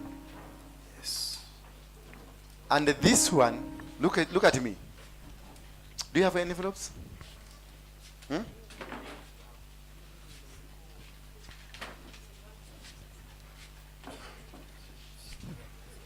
Nataka somebody ajitolea to print an envelope. This, I want to release a blessing of finances to someone who can print us, atutengenezea envelope. We are capable of making them. Mtu ajitolea tu mmoja ama watu wawili to make envelope for the church. Lift up your name. Okay. Thank you. Your door, wherever you'll go, everything that you want, God will give it to you. These services we give to church, we don't give them to please anybody. It is for your sake. Hallelujah. Amen. It is for who? It is for who? It is for who? Watu matiko igwa githo. Kadaruta ira muto. Kai. Hi. How are you? What is your name?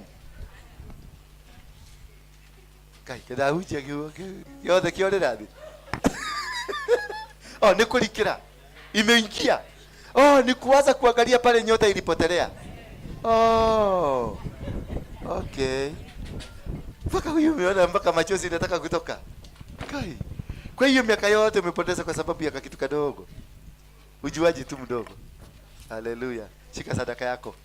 Nataka kukuregeshea nyota yako leo. Shika sadaka yako na hiyo ndio itakuregeshea nyota yako. Bwana Yesu asifiwe sana. Bwana Yesu asifiwe sana. Young man, weka pesa yako kwa bahasha. Mpatieni bahasha. Ama zimeisha. Ingieni hapo muone. Taigira uone kani uko na bahasha hapo. Patia huyu.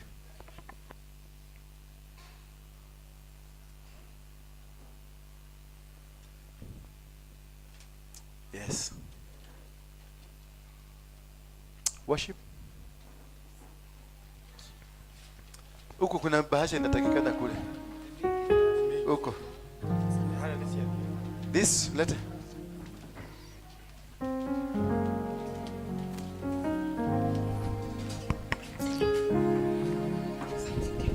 Kule nyuma. Kule nyuma. Tangu weni leo nitakayemtumikia. Tangu weni leo utakayemtumikia. Mimi na nyumba yangu nitamtumikia Bwana. Simama kidogo, ngoja kitu kidogo. Bahasha hiyo tunapoimba huo wimbo inene. Ifanya nini? Inene. Uiambie hivi, lete nikuonyeshe. Uiambie, sumeka kitu hapa ndani. Iambie, wewe uliyechukua nyota yangu kutoka leo, I claimed it. Bwana Yesu asifiwe sana. Nenea nyota yako uiregeshe. Beatrice.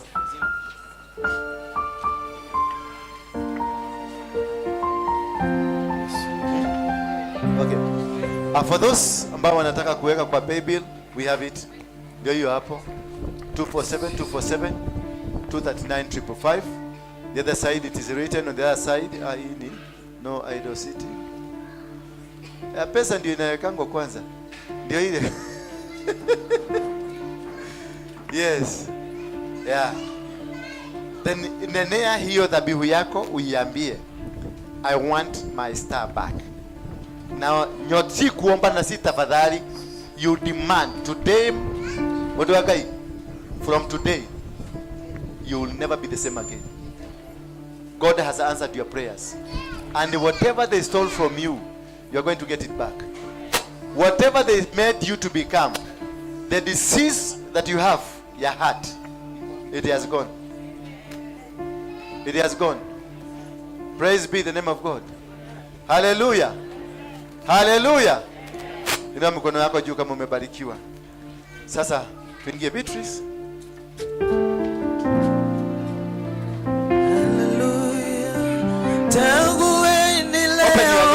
Open your lips. Mwambie Mungu kile kitu unachotaka.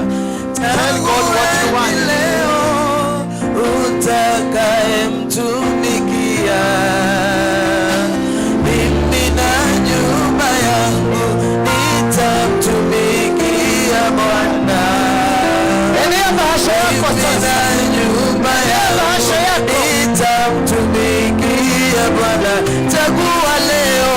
Chagueni leo utakayemtumikia. Chagueni leo, chagueni leo utakayemtumikia. Mimi na nyumba yangu, mimi na nyumba yangu nitamtumikia Bwana. Mimi na nyumba yangu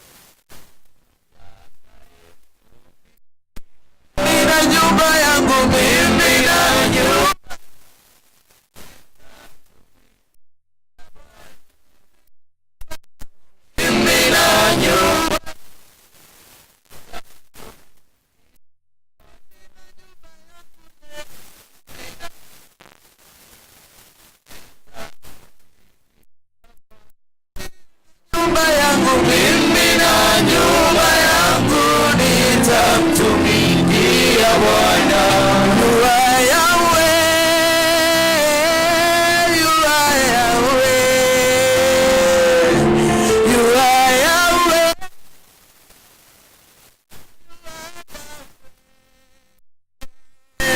You are Yahweh, Alpha and Omega. You are Yahweh, and Omega. Oh, you are Yahweh.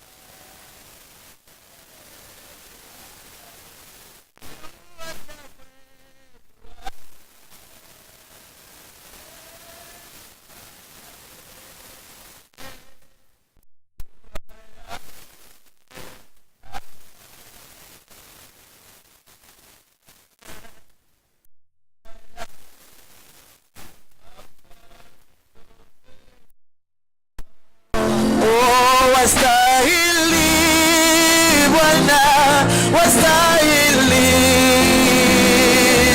wastahili Baba yangu, wastahili, wastahili Bwana, wastahili, wastahili Bwana, wastahili, wastahili, wastahili Bwana, wastahili, wastahili,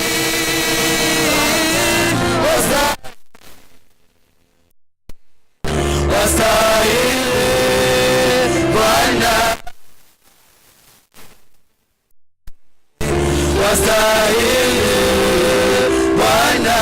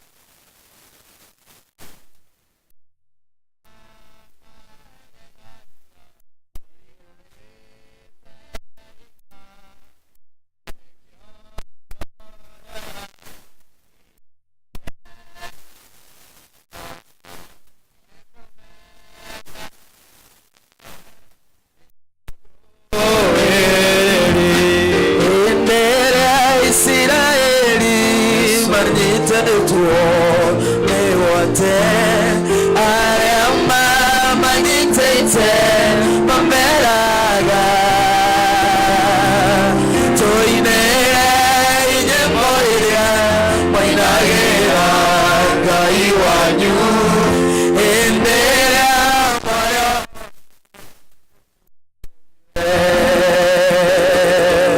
endera isira megwate arema manyitete mameraga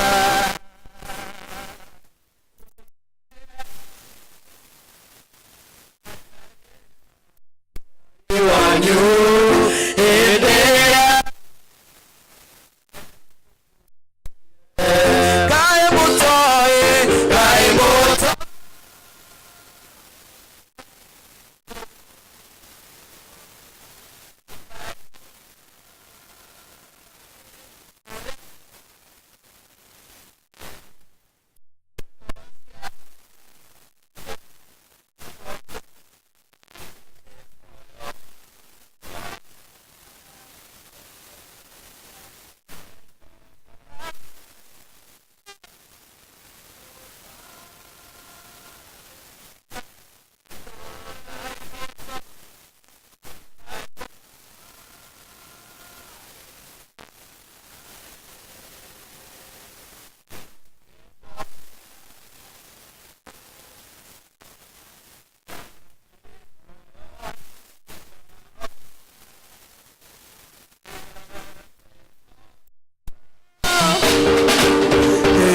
Synagogue irito twashinaga tugetora maboko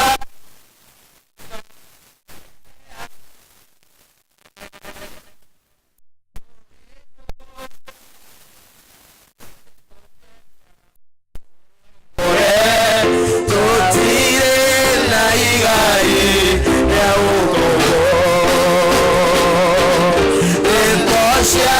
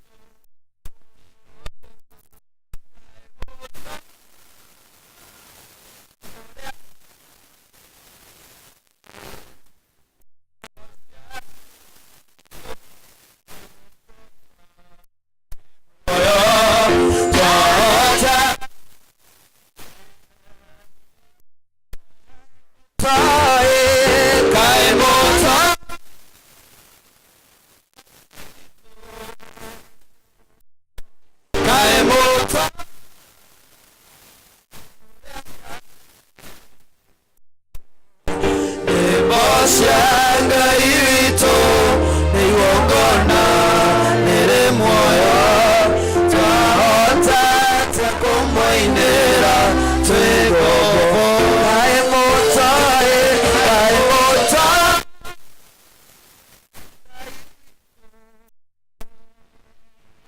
kae mutoe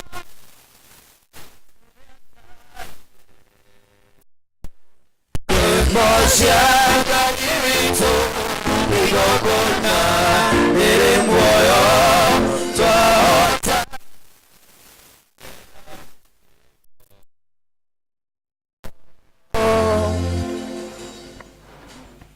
Sema Bwana Yesu, mtoto wa Mungu uliye hai, uliye hai, nimekuja mbele zako kurudisha nyota yangu. Waliichukua kule kwa waganga, waliichukua kule kwa Freemason, waliichukua kule kwa Illuminati, waliichukua kwa maneighbors, marafiki na maadui, ndio waliiba. Lakini kutoka sasa ninaipokea sasa. Ninaipokea sasa. Ninaipokea sasa. Now start receiving. Pokea kifunguo, pokea nyota yako. Pokea nyota ya biashara. Pokea nyota ya huduma yako. Pokea nyota ya familia yako. God has restored you. God has restored you. Mungu wa mbinguni amekurestore. He has restored you. He has restored you. You are restored. In Jesus' name you are restored. Amen. Oh, you are restored. You are restored. You are restored. You are restored. Oh, you are restored. Restoration has come. Restoration has come. Restoration has come. Restoration has come. Restoration has come. Restoration has come. Restoration has come. Has come. Restoration. Restoration has come. Restoration. Restoration has come. Restoration has come. Restoration has come. Restoration has come. Restoration has come. Restoration has come. Restoration has come. Restoration has come.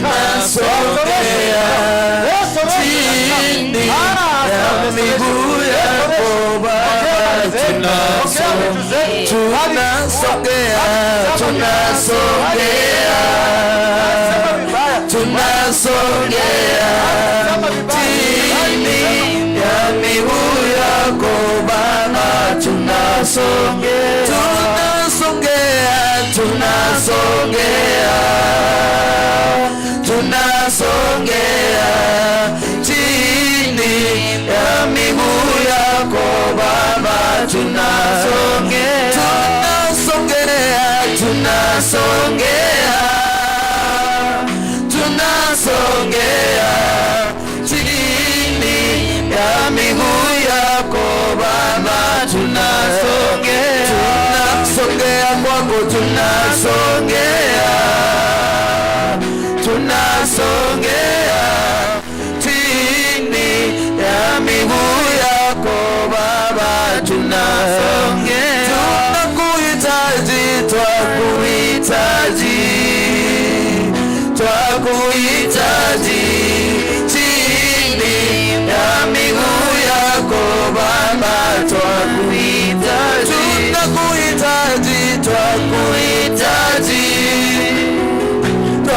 tunakuhitaji chini ya miguu yako Baba,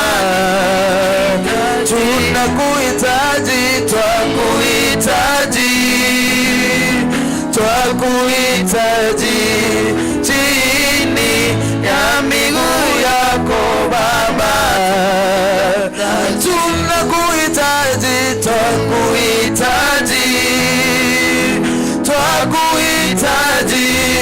chini ya miguu yako Baba,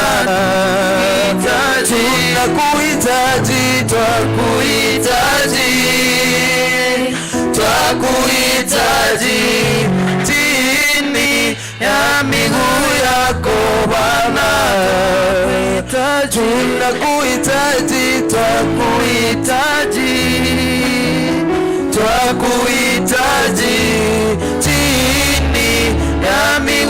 yako Baba,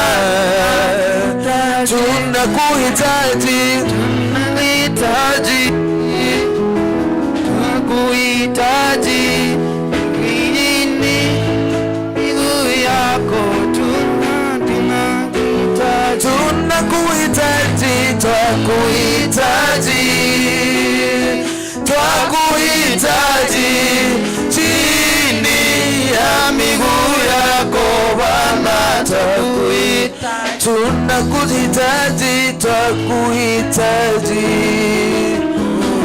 tunakuhitaji chini ya miguu yako Bwana, tunakuhitaji, twakuhitaji, twakuhitaji, chini ya miguu yako Bwana, twakuhitaji, na nasi Bwana twakuhitaji.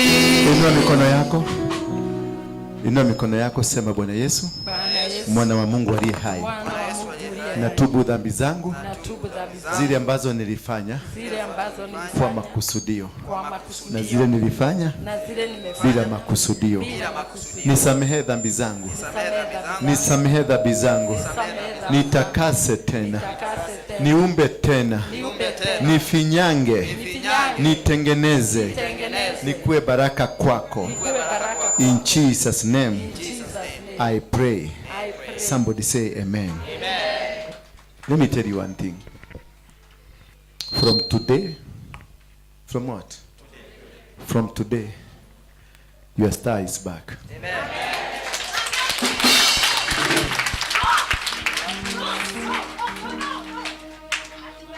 Hamwezi? Ndio kwa maana mlikuwa mmekuja hapa. Hiyo ndio reason mlikuwa mmekuja hapa. Where is that mic? Anajikaza tu. Kwa hivyo hawezi. Wewe ni nani? Huyu hatuwezi mwachilia. Nyinyi ni nani? Tuko wengi. Mko wengi. Wewe ni nani? Wewe ni nani baadhi ya hao wengi? Huyu tulimwona kitambo. Nyinyi ni nani? Tuko wengi. Nyinyi ni nani? Nyinyi ni nani? Wenyeji. Wenyeji? Kutoka wapi? Yeah? Kwani ujuangi watu wanachukua nyota za watu? Ni nani? Wanaitwa nani? Wanaitwa nani? Wale wa kuchukua nyota. Wanaitwa nani? Wacha kunisumbua wewe. Ninakusumbua? Basi nitahesabu 1 mpaka 3, moto utakushika. Hapana. 1, 2, 3. Sema nyinyi ni nani? Wewe. 2011. Mkachukua nyota yake. Nikaona yeye ni mtu mkubwa sana. Alafu? Sasa ulimuona yeye ni mtu mkubwa. Alafu? He is a deliverer. Nyota yake mlipeleka wapi? Tunatumia. Mnatumia na nani? Wewe. Mnaitumia wapi? Hatuwezi. Hamwezi? Kufanya nini? Unajua huyu ni nani wewe? Nani? Unajua ni nani? Sijui. Sijui. Kwani ni nani? Tuache wengine lakini huyu hapana. Mnataka kuacha nani hapa? Hebu nionyeshe wale mnataka kuacha. Nionyeshe mnataka kuacha. Mnataka kuacha huyo? Mnataka kuacha huyo?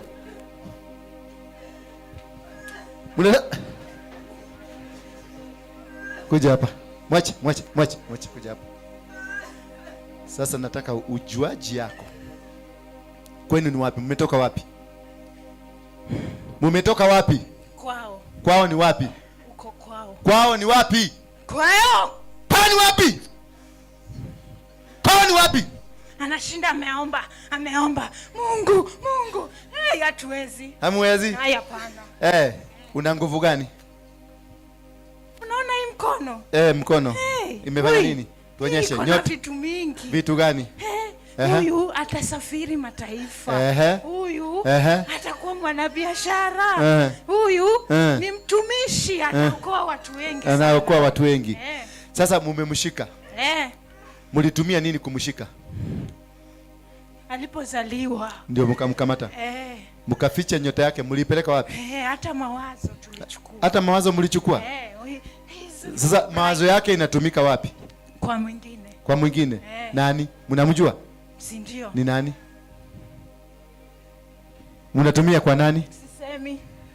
Hapa umeshikwa uko ndani ya jela na hautoki. Na ukisoka nyuma yako kuna moto. Upande huu kuna ukuta. Na upande huu kuna ukuta. Uko katikati ya moto. Sema, nyota yake inatumiwa na nani? Iko mbali sana. Inatumiwa na nani? Mbali. Mbali wapi? Mbali. Out. the mighty name of Jesus Christ. Out. In the mighty name of Jesus Christ. Can't allow this to happen. No. You can't allow this to happen. You will allow this to happen in Jesus' name. You are not allowing. We are commanding you now. In the mighty name of Jesus Christ. Out. In the mighty name of Jesus Christ. Out. You are powerless. In the mighty name of Jesus Christ. Out. In the name of Jesus Christ. Jesus. Watch it. Watch it. In the mighty name of Jesus Christ. Out. Rusha. Rusha. In the name of Rusha. Jesus Christ. Rusha. In the name of Rusha. Jesus Christ. In the name of Jesus Aya, Christ. jikaza kabisa. Yes. Kaza wote. Umefanya yote. Fanya ingine yote. Fanya ingine ule unataka. Fanya zote sarakazi zote. Fanya sarakazi zako zote umalize. Haya, nyosheni mikono yenu hapa. Nikisema moja mnasema the blood of Jesus. Tukisema ya saba pepo lenyewe litaondoka. Moja. Mbili. The blood of Jesus. Tatu. The blood of Jesus. Ine. The blood of Jesus. Tano. Blood of Jesus. Sita. Blood of Jesus. Saba.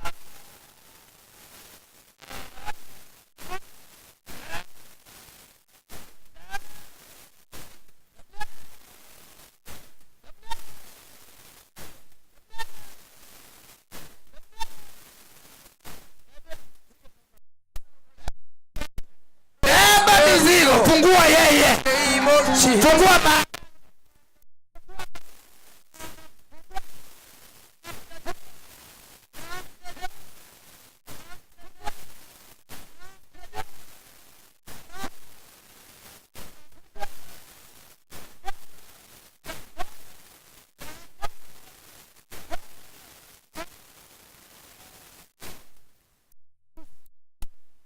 Use the spirit.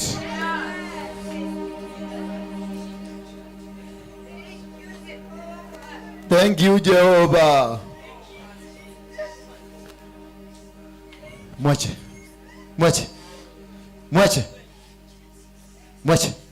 In Jesus' name.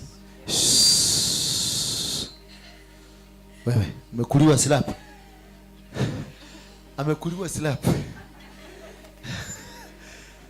Kumbe alikuwa ni wao. Alikuwa amekamatwa. Sasa amesema afadhali wasiache ule waachilie. Sasa wamekuliwa masilapu wameachiwa wameambiwa tweteni ndogo nyinyi. Kwenda. Hamuna msaada. Umeachwa huru. Umeona venye shetani anakuwa na machugu. Unajua Serena. Machugu ile wanakuwa nayo mtu akienda Serena na kutakondinezo. Haleluya. Inua mikono yenu tu. Mungu anakubariki sasa. Pokea. Hebu mshukuru tu dakika moja, mwambie asante kwa kunifungua. Asante kwa kunipa kibali hiki. Habari yako? What's your name? Jacinta, you coming from? From Kiambu Road. Kiambu Road. What is the matter with you? Endeleeni kuomba. What is the matter with you? Kila kitu ulikuwa na ubiri ilikuwa tu ni kwa Kila kitu nimehubiri. Yes. Ni wewe. Yes. Sasa nimekuregeshea nyota yako katika jina la Yesu Kristo. Ndio hiyo inakuja. Yes. Mami, nyota yako ndio imekuja in the mighty name of Jesus Christ. Nyota yako ndio inakuja in the mighty name of Jesus Christ. Naregesha nyota za watu sasa. Waliziiba lakini now it's back to you. It is back to you now. Whatever they stole from you kupitia kwa mikono, kupitia kwa mdomo, it is back to you in Jesus name. It is back to you. It is back to you. It's back to you. Chomeka mikono hii, chomeka mikono hii, chomeka.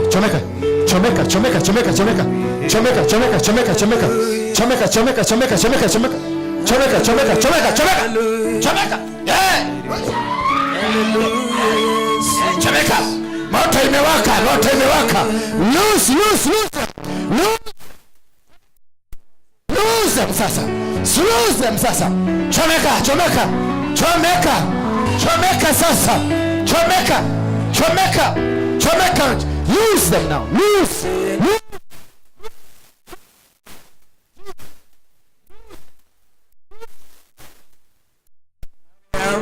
Amaragana tonwa agoro inetiguo ikioge keno keagaga nyumbaine agai nanewa tekirega wanyonyama ededorio na mweli isire roderi Tonwa nagoro inetiguo ikioge keno keagaga nyumbaine agai nanewa tekirega wanyoni amahora newega newega newega makiria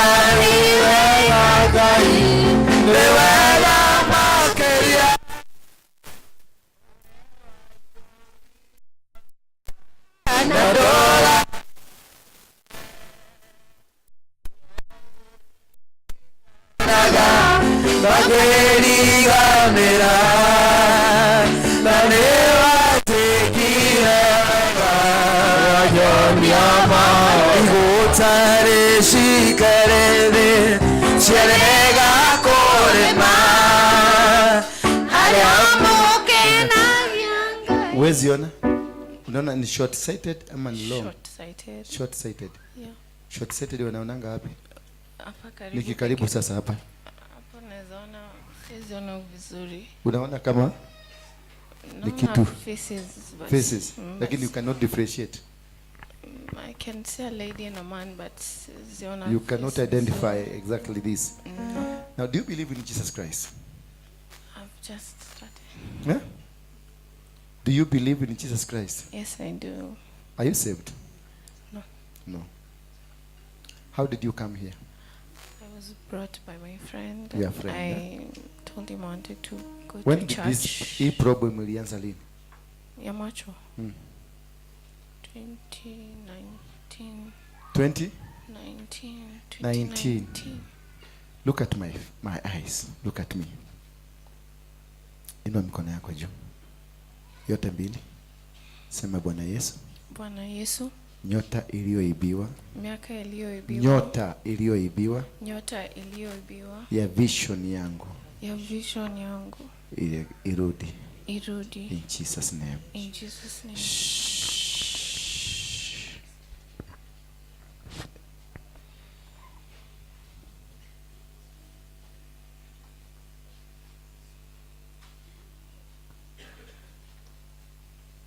Fungua macho yako. Where am I? Unaniona vizuri? Yeah, a bit clearer. Yeah? It's a bit clearer. It's a bit clearer. It's a bit clearer. Now, I don't want to be a bit clearer. I want it to be clear. Funga macho yako. Sema 1, 1, 2, 2, 3, 3, 4, 4, 5, 5, 6, 6, 7. 7. Funga macho yako. And now?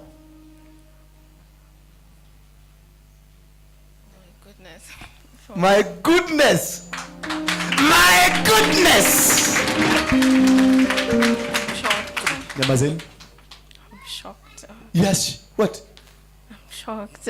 With what? Guy, you are seeing them. Unaona pale? Yeah? Yes, I can see them. Guy. Kuja.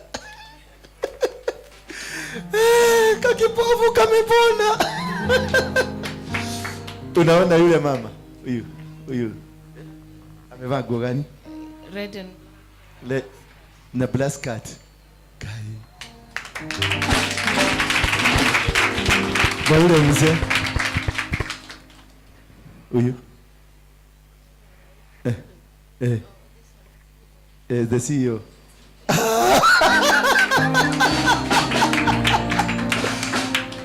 na huyu mama ako hapa.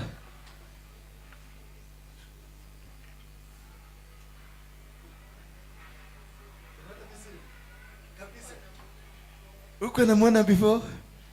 Oh yeah.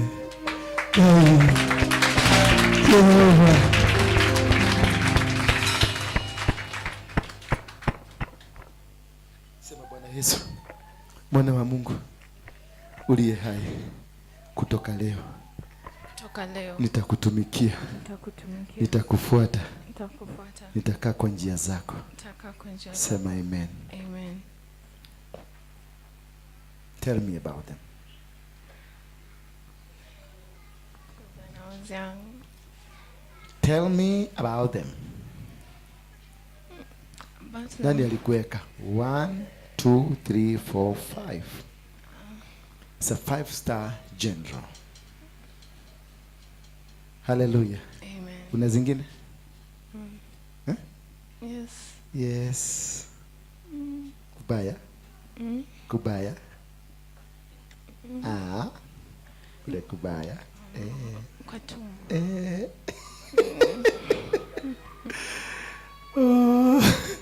Ako na 5-star general.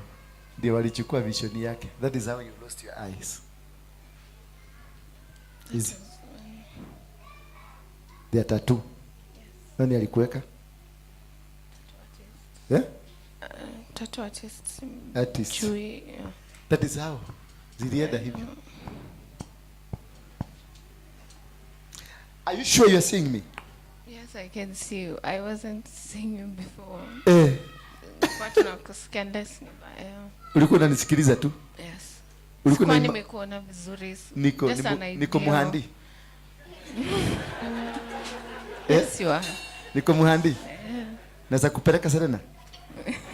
Tukule lunch.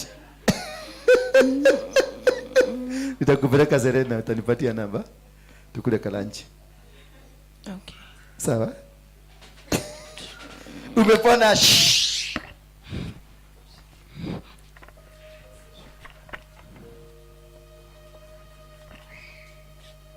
Ako wapi mwenyewe?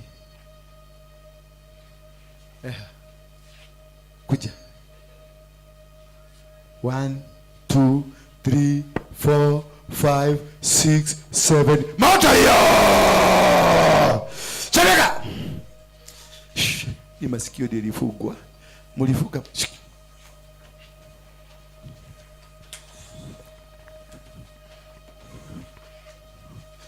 Masikio hii, fungua hii. Hapa ndio mliingilia. Yeah?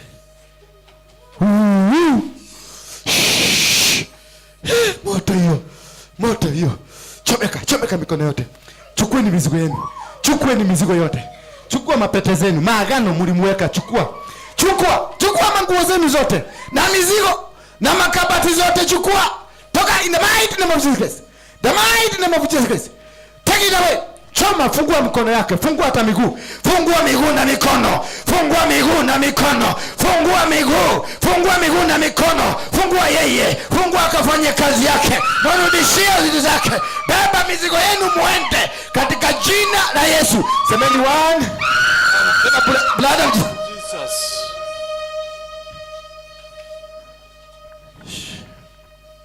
Walipeleka wapi nyota yako? Mrudishieni nyota yake. Mrudishieni haraka. I command you, mrudishieni nyota yake. Patie, fungua masikio yake. Fungua masikio. Shika hiyo mkono. Fungua hiyo. Fungua kabisa. Fungua hapo ndio walipitia. Hii muhahe munasikiaga mingi. Ndio hii sasa matokeo.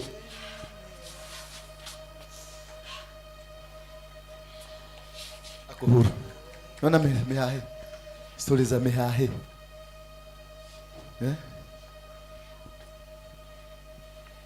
Unanunuanga maziwa ya kiche? Last time ulinunua nini? Kutoka siku hiyo ukasema hutarudi kununua?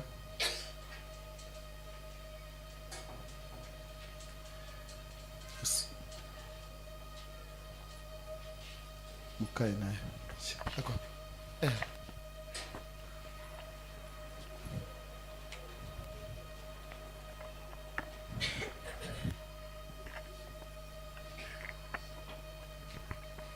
Ndio hali wote ukata.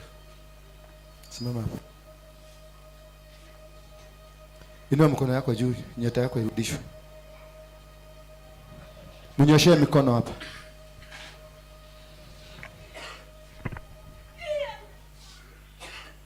Sema tu. Yeah.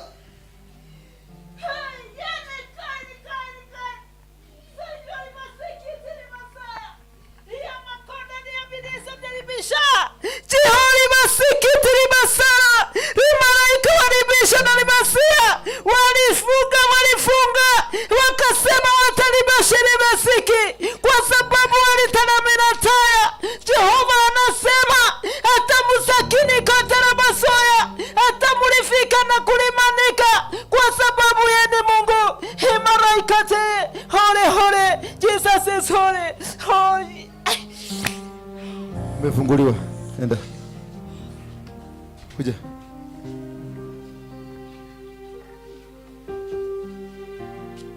Bado uko kwa mikono yao ama wamekuacha? Uliuza shamba? Watoto walirudi shule?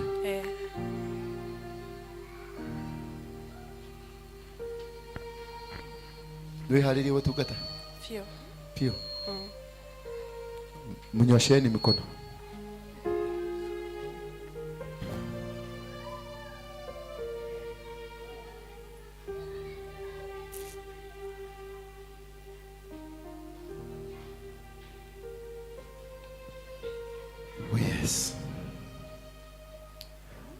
Walinyukua nyota yako wakapeleka kwa Freemasons. Kwa sababu kuna mbunge, mtu mkubwa sana serikalini, alikuwa anataka kutumia nyota yako. Ndio hiyo inarudishwa. Muacheni kabisa, muacheni tu. Gadi umkae kando hivi. Kando, angalia. Award hivi.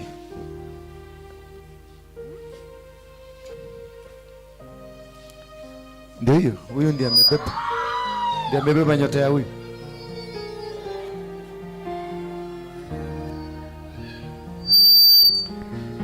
Anafunguliwa. Huyu anafunguliwa na yule. Umeona?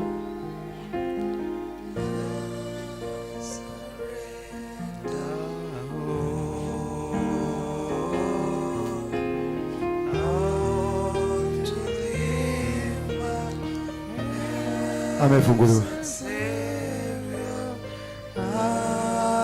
Yes. I surrender. I surrender.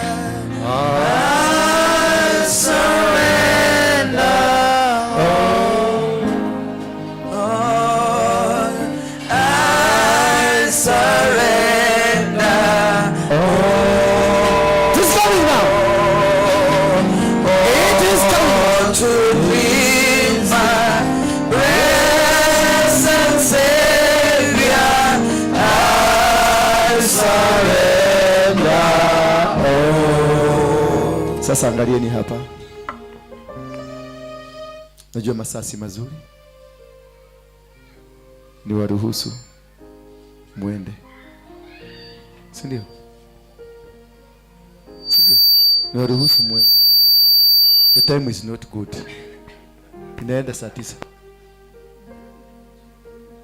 Nagua? Yeah?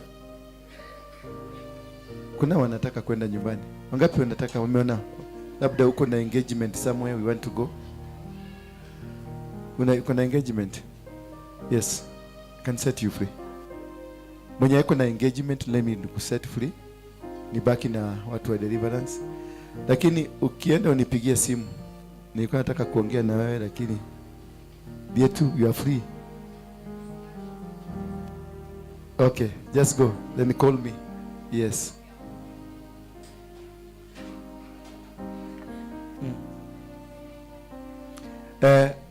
Mwite kwanza akuje tufanye. Yes. Mwache tu aende. Tigana. Yes. God there.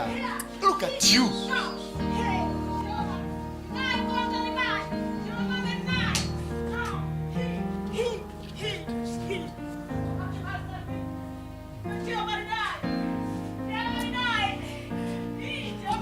Mama Nyambura.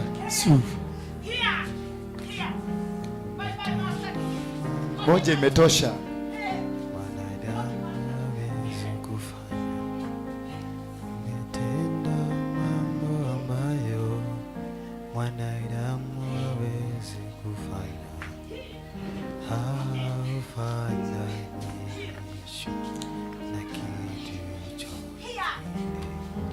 Where? Hey.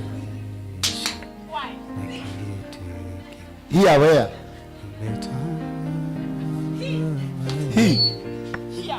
Here.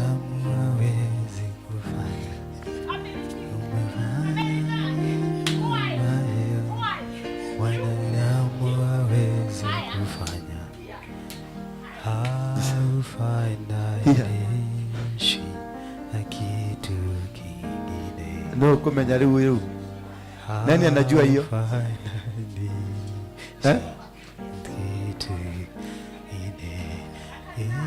Unatoa msabazo wanadamu hawezi kutoa. Unatoa msabazo wanadamu hawezi kutoa. Haufananishi na kitu. Nani anajua hiyo? Wachana nayo basi kama kuna mtu anajua. Here. Anajua? Yes. Tuambie. Here.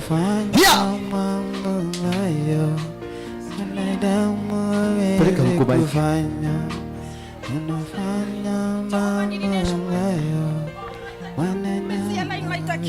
Wasikia right urination. Nipe right counter.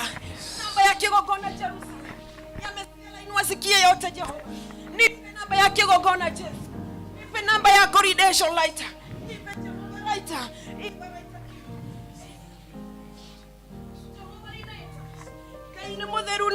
Ni mutheru Ngai. Jehova rauga ni mutheru muno. Roigarira murakuhiriria makigogona-ini giake. Madhabahu ni Saving Nation. Tiga igoka mwetukanite kigogona-ini giakwa. Giki ni githeru. Menyerera mugikuhiriria maguta ma Ngai. Ni matheru muno Nation lighter. Jehova Nation kiurinate. Oi Jehova Nation konta. Wanakuja hapa Nation revive cute. Na ninginete muno revive konti ya lighter. Na coordination lighter konta revive cute. Kuihoreta rumena na bara na kuhanira yao inae nikekiratu mamuhana neguo Ngai aroria nikekiratu mamukuana neguo Jehova aroria muketa kuhorwo inyuothe na ndamurahire ndamutumira goko tigai kuhana nigatha tuthie kuraya ni muroha ndungata yakwa ni muragiria thie kuria ndimutumite iva right you tigai kumurituhiria wera oi Jehova roiga ni wendo Ngai roiga ni wendo Ngai ni wendo right urination ione ni heanaga Jehova Ngai munana waita deraria roiga ione siakwa na ni heanaga ndoraga ngoro kiheana iva right uona dahe mundo urination lighter kuria demugeretie iva right ni thogora rutete iva urination lighter mutwe kuria tumanetie nao tigai guturwo tigai kuoha tigai Yai, Ivaraitakyu, Zesori Nation, Jehovah Nation, Contarivai, Jehovah Rinai, Kaiwa Quarineta, Mairi Nation Laitakyu, Jehovah Nianago Tuana Kunene, Jehovah Nianago Bararia, Ukona namba ya station ya Raika, Ukona Jehovah Raika Konta, Kigokona Inegia Kudamuneana, Mpatie namba ya Nation Laitakyu, ya Korineta na Kurivai Kuta, Adamira ine waku Kaiwa Quarination, Ivaraitakyu. Inarineta, my father. Ivarita curineta. Ivarination like you. Aparineta divine. Jehovah rineta divine. Ivarita. Umesana rineta. Anakuambia rination lighter. Adomohagero ha makeikera. Wenana bero gametio ha. Akuhando kwa makeikera. Oya sana rineta divine. Manyitagera hiyo ha. Manyitagera rainishi yako ha. Nigeza matika uboranio. None dara kiria geshuji. Nego kama shunga. Nego kama shunga. Anego meheria. Nego maikata. Nego koikatera. Nego koikaterado. Nego koikaterado. Ogo tuone vika. Ogo tuone vika. Ehara ni nation lighter. Nago tuone vika. Aga kogera bebika. Oga tulia marubere yako bebika. Ogo dokenda mafuto ni andoike. Tugatole wagwetire. Amen. Thank you. Thank you. In Jesus' name. Tumpigieni Yesu makofi.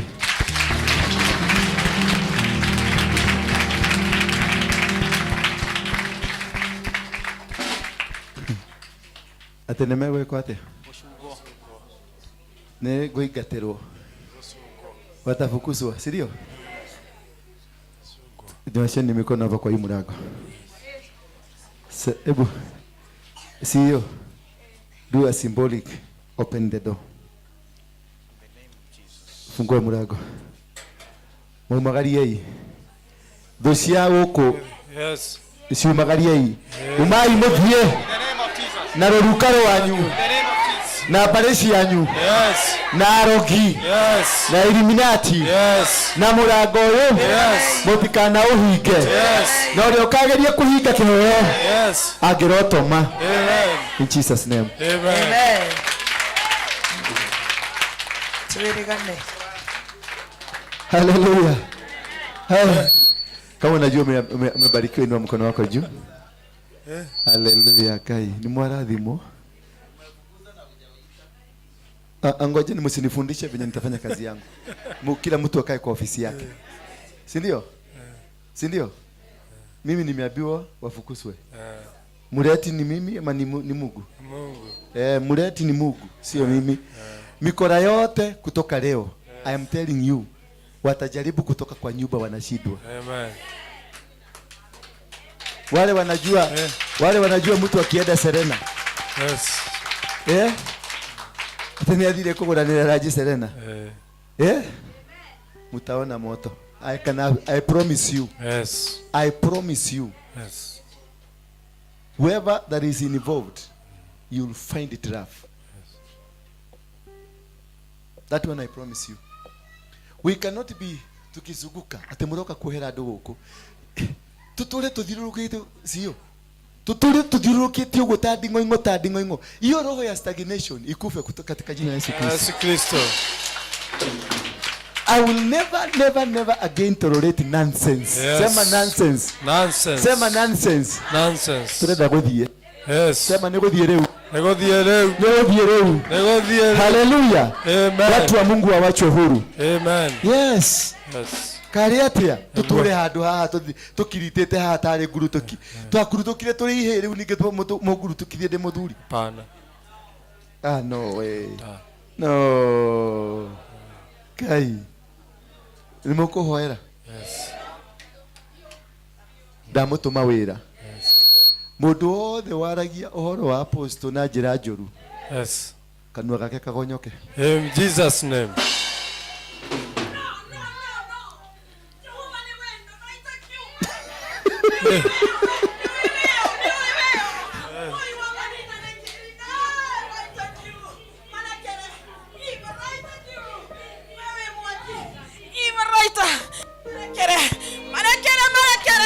Shira ne waona Thank you. Thank you.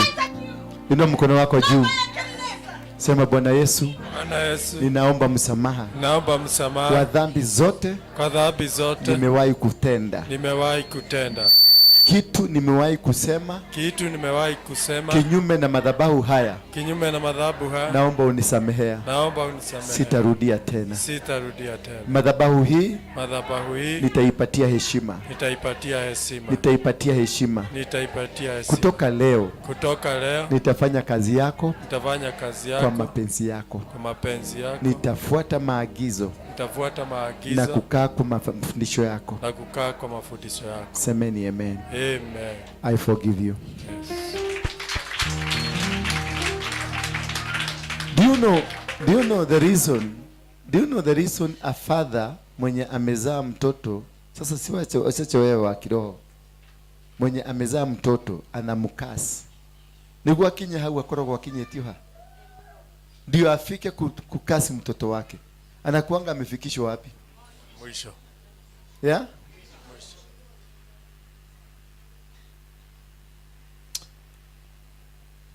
Wale watu walihusika kwa njia moja au nyingine kuzuia kazi ya Mungu hapa na kwingine. Tafadhali nimekupatia na nimekuambia, nimekusamehea, lakini Mungu anakuangalia. Wacha watu wakuje waokolewe. Wata watu kedumoke mahone. People are suffering. I wish you can go to jail. Ubebe mafi, ukunie kwa doo, ulale hiyo room.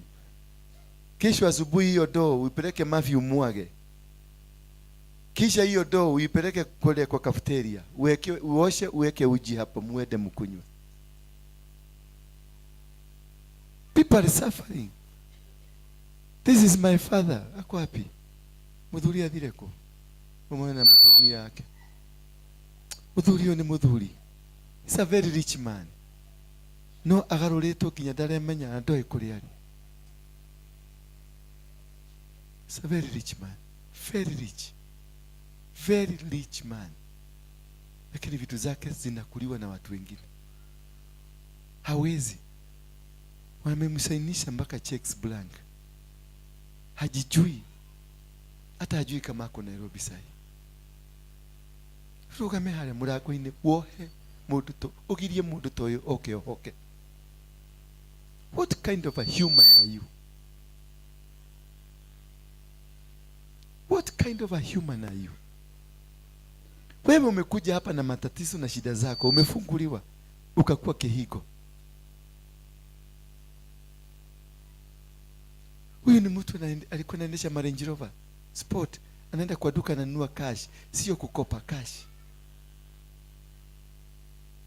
20 million cash. Si kukopa. Saizi anakuja na matatu. Gari zake zinatembea barabara akiziona na hata ajui, hata hawezi kuliorganize. Kaide mwire. Kaide mwire.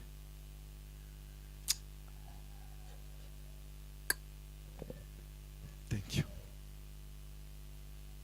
Yako mwire tu niota ile kinya maidho. Hata hataki. Sasa nampelekea nini? Hataki. Ulikuwa na hizi? Unahitaji? Ta imagine ukawile tutakaka toka. Ukama kuja. Ona mwili toyo. Ateteranyona. Twe 2 feet anioni. Msichana mdogo hivi. Atedureda hiko kema hizo. Arere ciana ciake. Agena muciĩ wake. Uturehere orogi haha.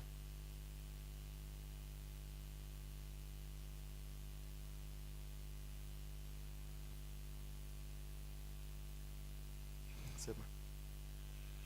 Ubego dikuga, no rego kanyitete.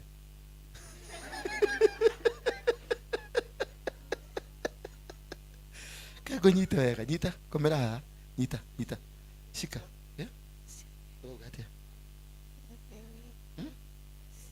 Uelewi? Wewe ni mkabila gani? Ni Mkikuyu. Lakini uelewi, wacha nikupatie Kikuyu igie kwako. Waweza kujua Kikuyu. Uko sawa kabisa? Unaona bado CEO ako wapi? CEO yeah. Ako sawa kabisa. Mpigieni Yesu makofi. Dada weke kwa nyumba. Una maneno unaweza kutuambia? I'm just shocked because before me I didn't believe in miracles. And why did you come? I was lost. Yeah? Lost. You are lost? Yeah. How? I've been lost for a long time. Yeah? I've been lost for a long time. You've been lost for a long time. Haya, mudoe na rogano. You've been lost for a long time. Where? Una iko okay.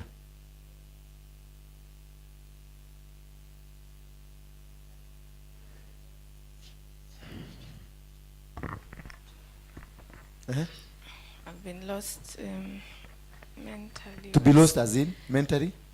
Yes, that's what I mean. Yes. What happened with your mental? I can say I just became numb. You became numb? I'm not happy, I'm not sad. I'm just there. Just done. Yeah, just there. Do you have parents? Yes, I have parents. Where are they? At home. At home? I live with them, yes. You live with them? You gone to school? Yes, I do. To which? MKU. MKU. Umesomea nini? Nasomea finance. Finance. Unajua kufanya hesabu? Yes. Accounting? Yes. You can do the accounting hapa? Yeah, kama church. Ama do come business? Yes, I can. Yes. Have you ever done? Yes. You became numb? Yeah, I just became numb with life. Tired with life. Tired with life. Do you have a boyfriend? No. Have you ever had one? Yes. Where did he go? I don't know. You don't know? You just got confused. We just left each other. You are back in Jesus name. Whoever mtu mwingine anajua maisha yake ni kama imekuwa numb. Hajielewi, hajui, inua mkono wako juu. Hujielewi, ujui ni nini kinafanyika kwako. Inua anapofunguliwa, somebody here. Anapofunguliwa. Asisemi ukisema kitu. Nasema anapofunguliwa na unafunguliwa. Inua mkono yako na ufunge macho yako. Katika jina la Yesu Kristo, mtoto huyu ninampatia uregesho wa akili zake, uregesho wa spirit yake, uregesho wa soul yake ambayo ilichukuliwa ikapelekwa kwa shetani. Ninamrudishia zote in the mighty name of Jesus Christ. Wengine pia mfunguliwe. Anapofunguliwa na nyinyi mfunguliwe. Anapofunguliwa na nyinyi mfunguliwe. Mnafunguliwa. Kuna watu wanafunguliwa. Mnaregeshewa uregesho wenu. Akili zenu zinaanza kufanya kazi. Ndio hizo zinaanza kufanya kazi. Ndio hiyo. Mletee huyo, nileteeni huyo. Mnafunguliwa. Biashara zenu zinafunguliwa. Akili zenu zinafunguliwa. Your soul inafunguliwa. Mleteni hapa.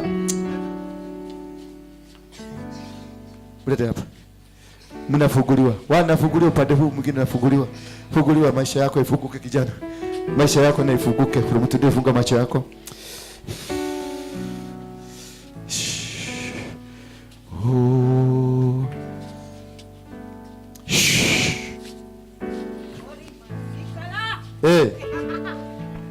Hii masia rikalabo shetere Regesho. mazeketelelema rikalaba zeketelele shantariba zekelema rikitililibabosa rekeleba shandarara hey rabi yatalima zeke wewe ni zaidi ya vile nilivyoambiwa juu yako, tena sauti yako yanizidia sauti zote ninazosikia. Ninashangaa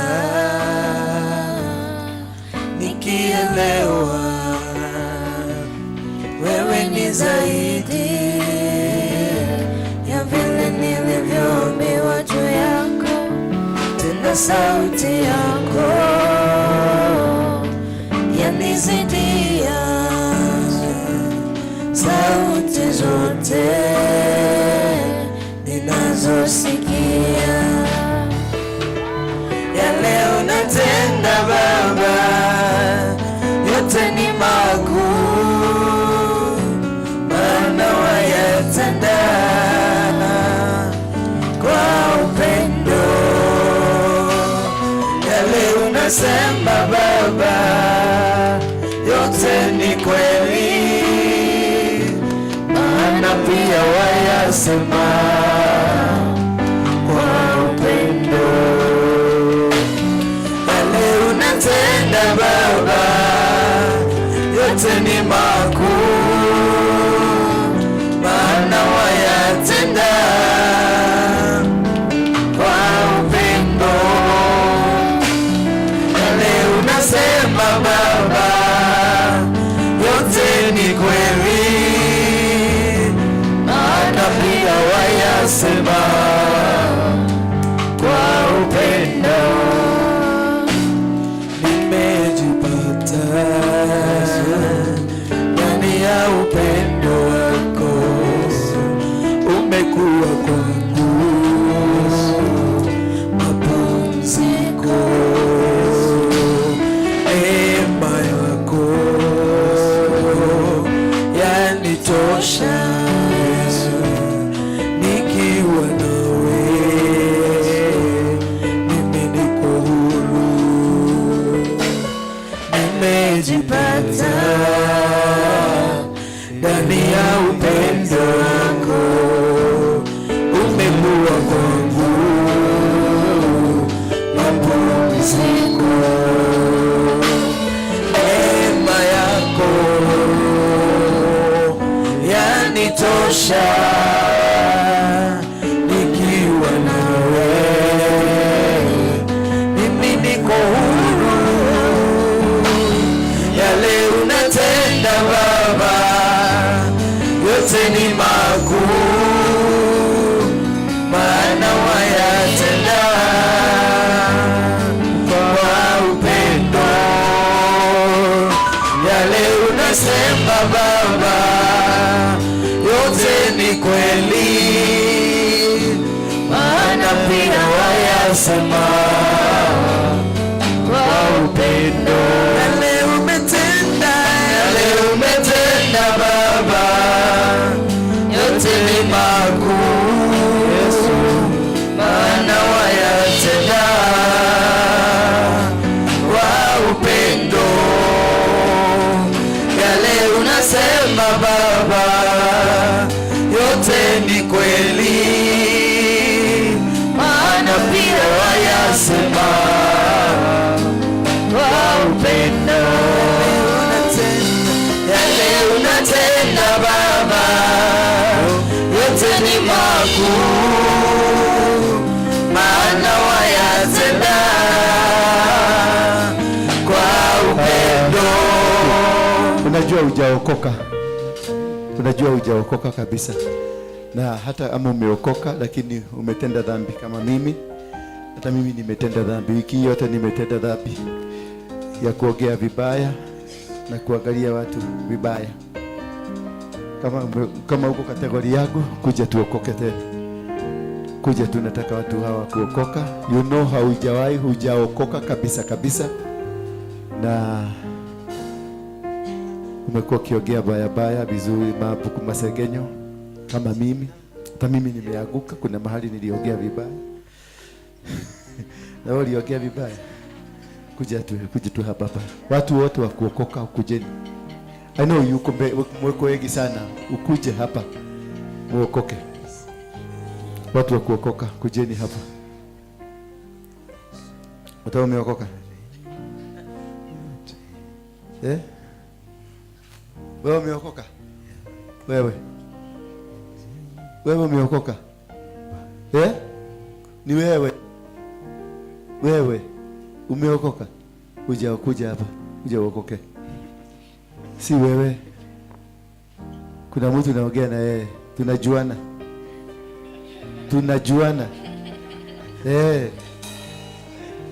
tunajuana vizuri. Anakaa huko anajivichaga, akiona deliverance ikifanyika anaendaga hivi hivi, anaogopaga asitachiwe kuja hapa. Wewe ndio naasia leo. Yes. Kwa nini muna ni wangu, this is my daughter. Najua sema mtu akitoka ndio tuakana tahiana. Si ndio? Nini tena umevaa?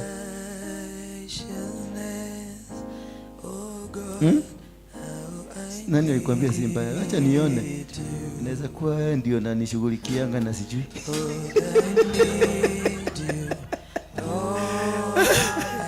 Nasema nakapenda sana. This is my daughter. Nampenda sana. Lakini alikuwa hajaokoka vizuri. Ndio ni mikono yenu juu. Semeni Bwana Yesu, nimetubu. Natubu dhambi zangu. Nainua mikono yangu juu kuungama dhambi zote nilizozitenda kwa makusudio na zile nimetenda bila makusudio. Ninaomba msamaha. Unifute kwenye kitabu cha mauti, uniandike kwenye kitabu cha uzima. Wewe shetani, nimekutumikia kwa muda mrefu sana, lakini kutoka leo mimi sina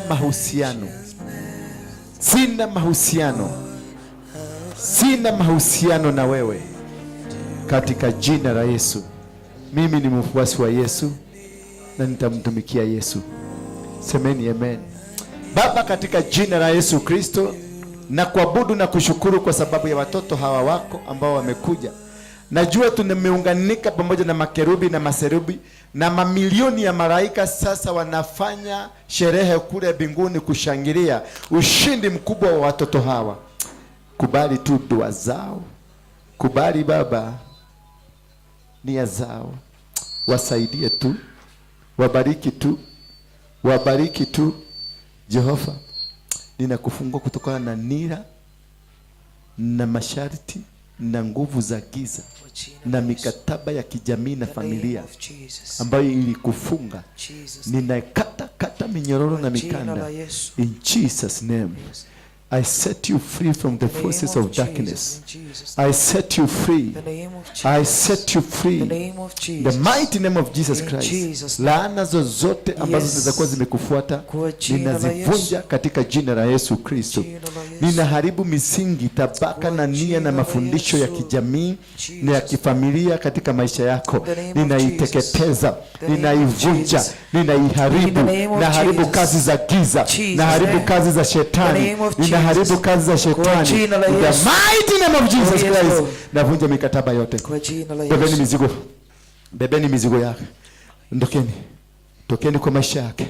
In the mighty name of Jesus Christ. Misingi yoyote iliyo ya mama yako ama ya baba yako ambayo inaweza kufuata kwa ajili ya misingi ya kifamilia, ninaibomoa kwako. Ninakata umbilical cord ambayo inaweza kukushikanisha na mama yako ama baba yako ukakosa kuendelea. Kutoka leo na kutangazia kuendelea, kufaulu katika maisha yako, kunawili katika maisha yako, nyota yako na ikuangazie. In the mighty name of Jesus Christ. Magonjwa na vitu vyovyote vinaweza kuwa vinakusumbua katika maisha yako, ninaviondoa in the mighty name of Jesus Christ. May God see you through. Oh yes. May every demonic power and arrangement over your life be destroyed in the name of Jesus Christ. The name of Jesus. You are free now. Jesus. You are free. Jesus' name. My brother, I set you free. In the name of Jesus. Thank you. Thank you. Yes. Yes. Yes. Good morning.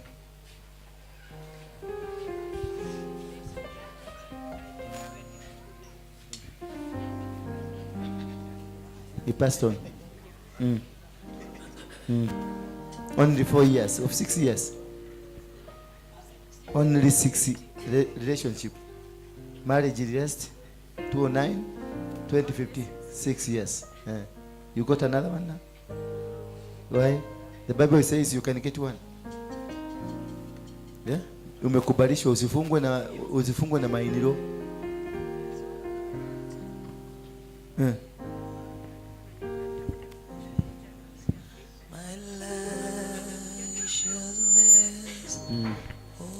Nikuachanishe, nikuondoe. Wekelea mkono yako hapo kwa kifua hapo, katika jina la Yesu Kristo.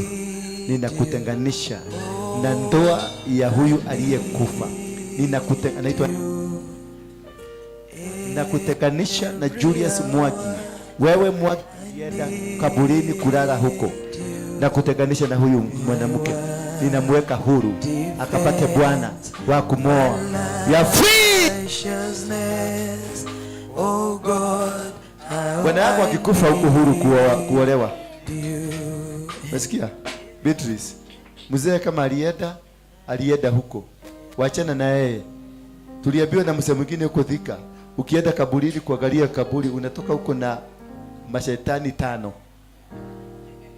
Ramadhi yako kuolia mudharafa. Nani yako na mchanga kama hii? Nipatie, kuna mchanga iko hapo. Lete hapo chini ya kastulu hapo chini. Nani yako na mchanga? Nataka umbeo mchanga. Nataka nipumzike kidogo, ni saa 9. Mkunywe chai, nitarudi hapa teaching the deliverance for 30 minutes. Sawa? Nego nikiwa kiendelea na adha nyingi. Badala ya adha nyingi wewe. Sawa.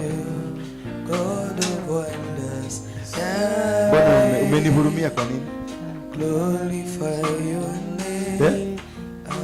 Umenihurumia kwa nini?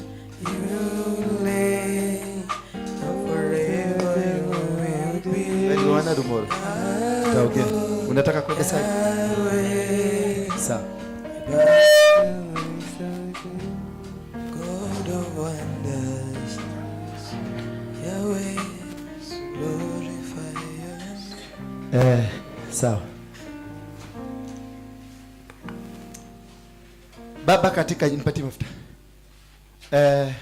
May the grace of our Lord Jesus Christ and the love of God and the fellowship of the Holy Spirit be with us now and forevermore. Amen. Mwenye hii bahasha ni nani? Ako wapi mwenye alileta hii bahasha kubwa?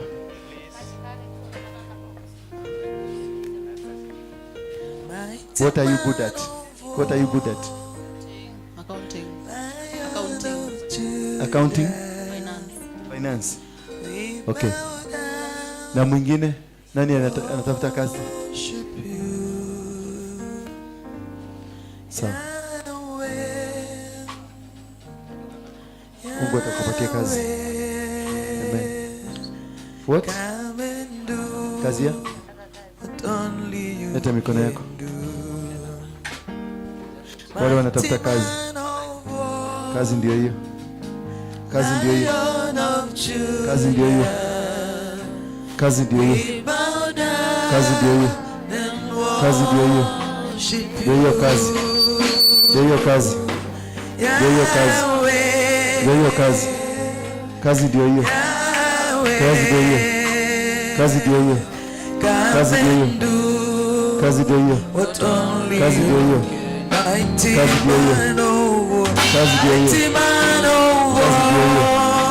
Kazi ndio hiyo. Kazi ndio hiyo. Hiyo kazi. Kazi ndio hiyo. Kazi ndio hiyo. Kazi ndio hiyo. Kazi ndio hiyo. Kazi ndio hiyo. Hiyo kazi. Hiyo kazi. Hiyo kazi. Hiyo kazi. Hiyo kazi. Hiyo kazi. Kazi ndio hiyo. Kazi ndio hiyo. Kazi ndio hiyo. Kazi ndio hiyo. Kazi ndio hiyo. Kazi ndio hiyo. Kazi ndio hiyo.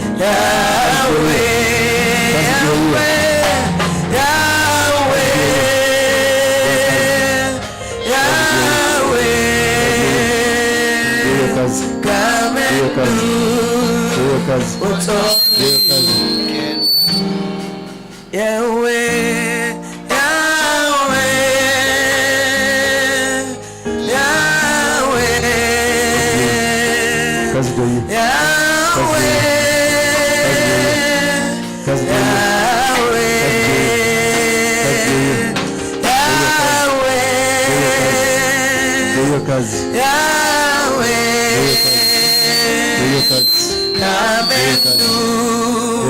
What only you, Almighty man of war, mighty man of war,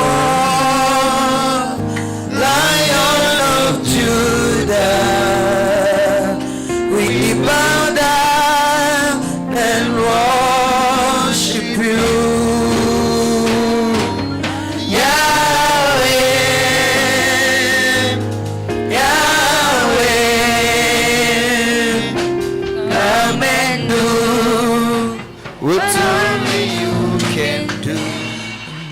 Mbele zako Mungu wangu,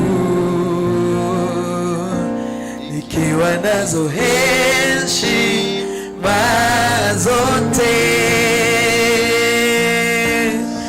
ninakiri yale uyatendayo. Hakika wewe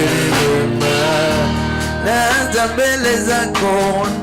mbele zako Mungu wangu, nikiwa nazo heshima zote,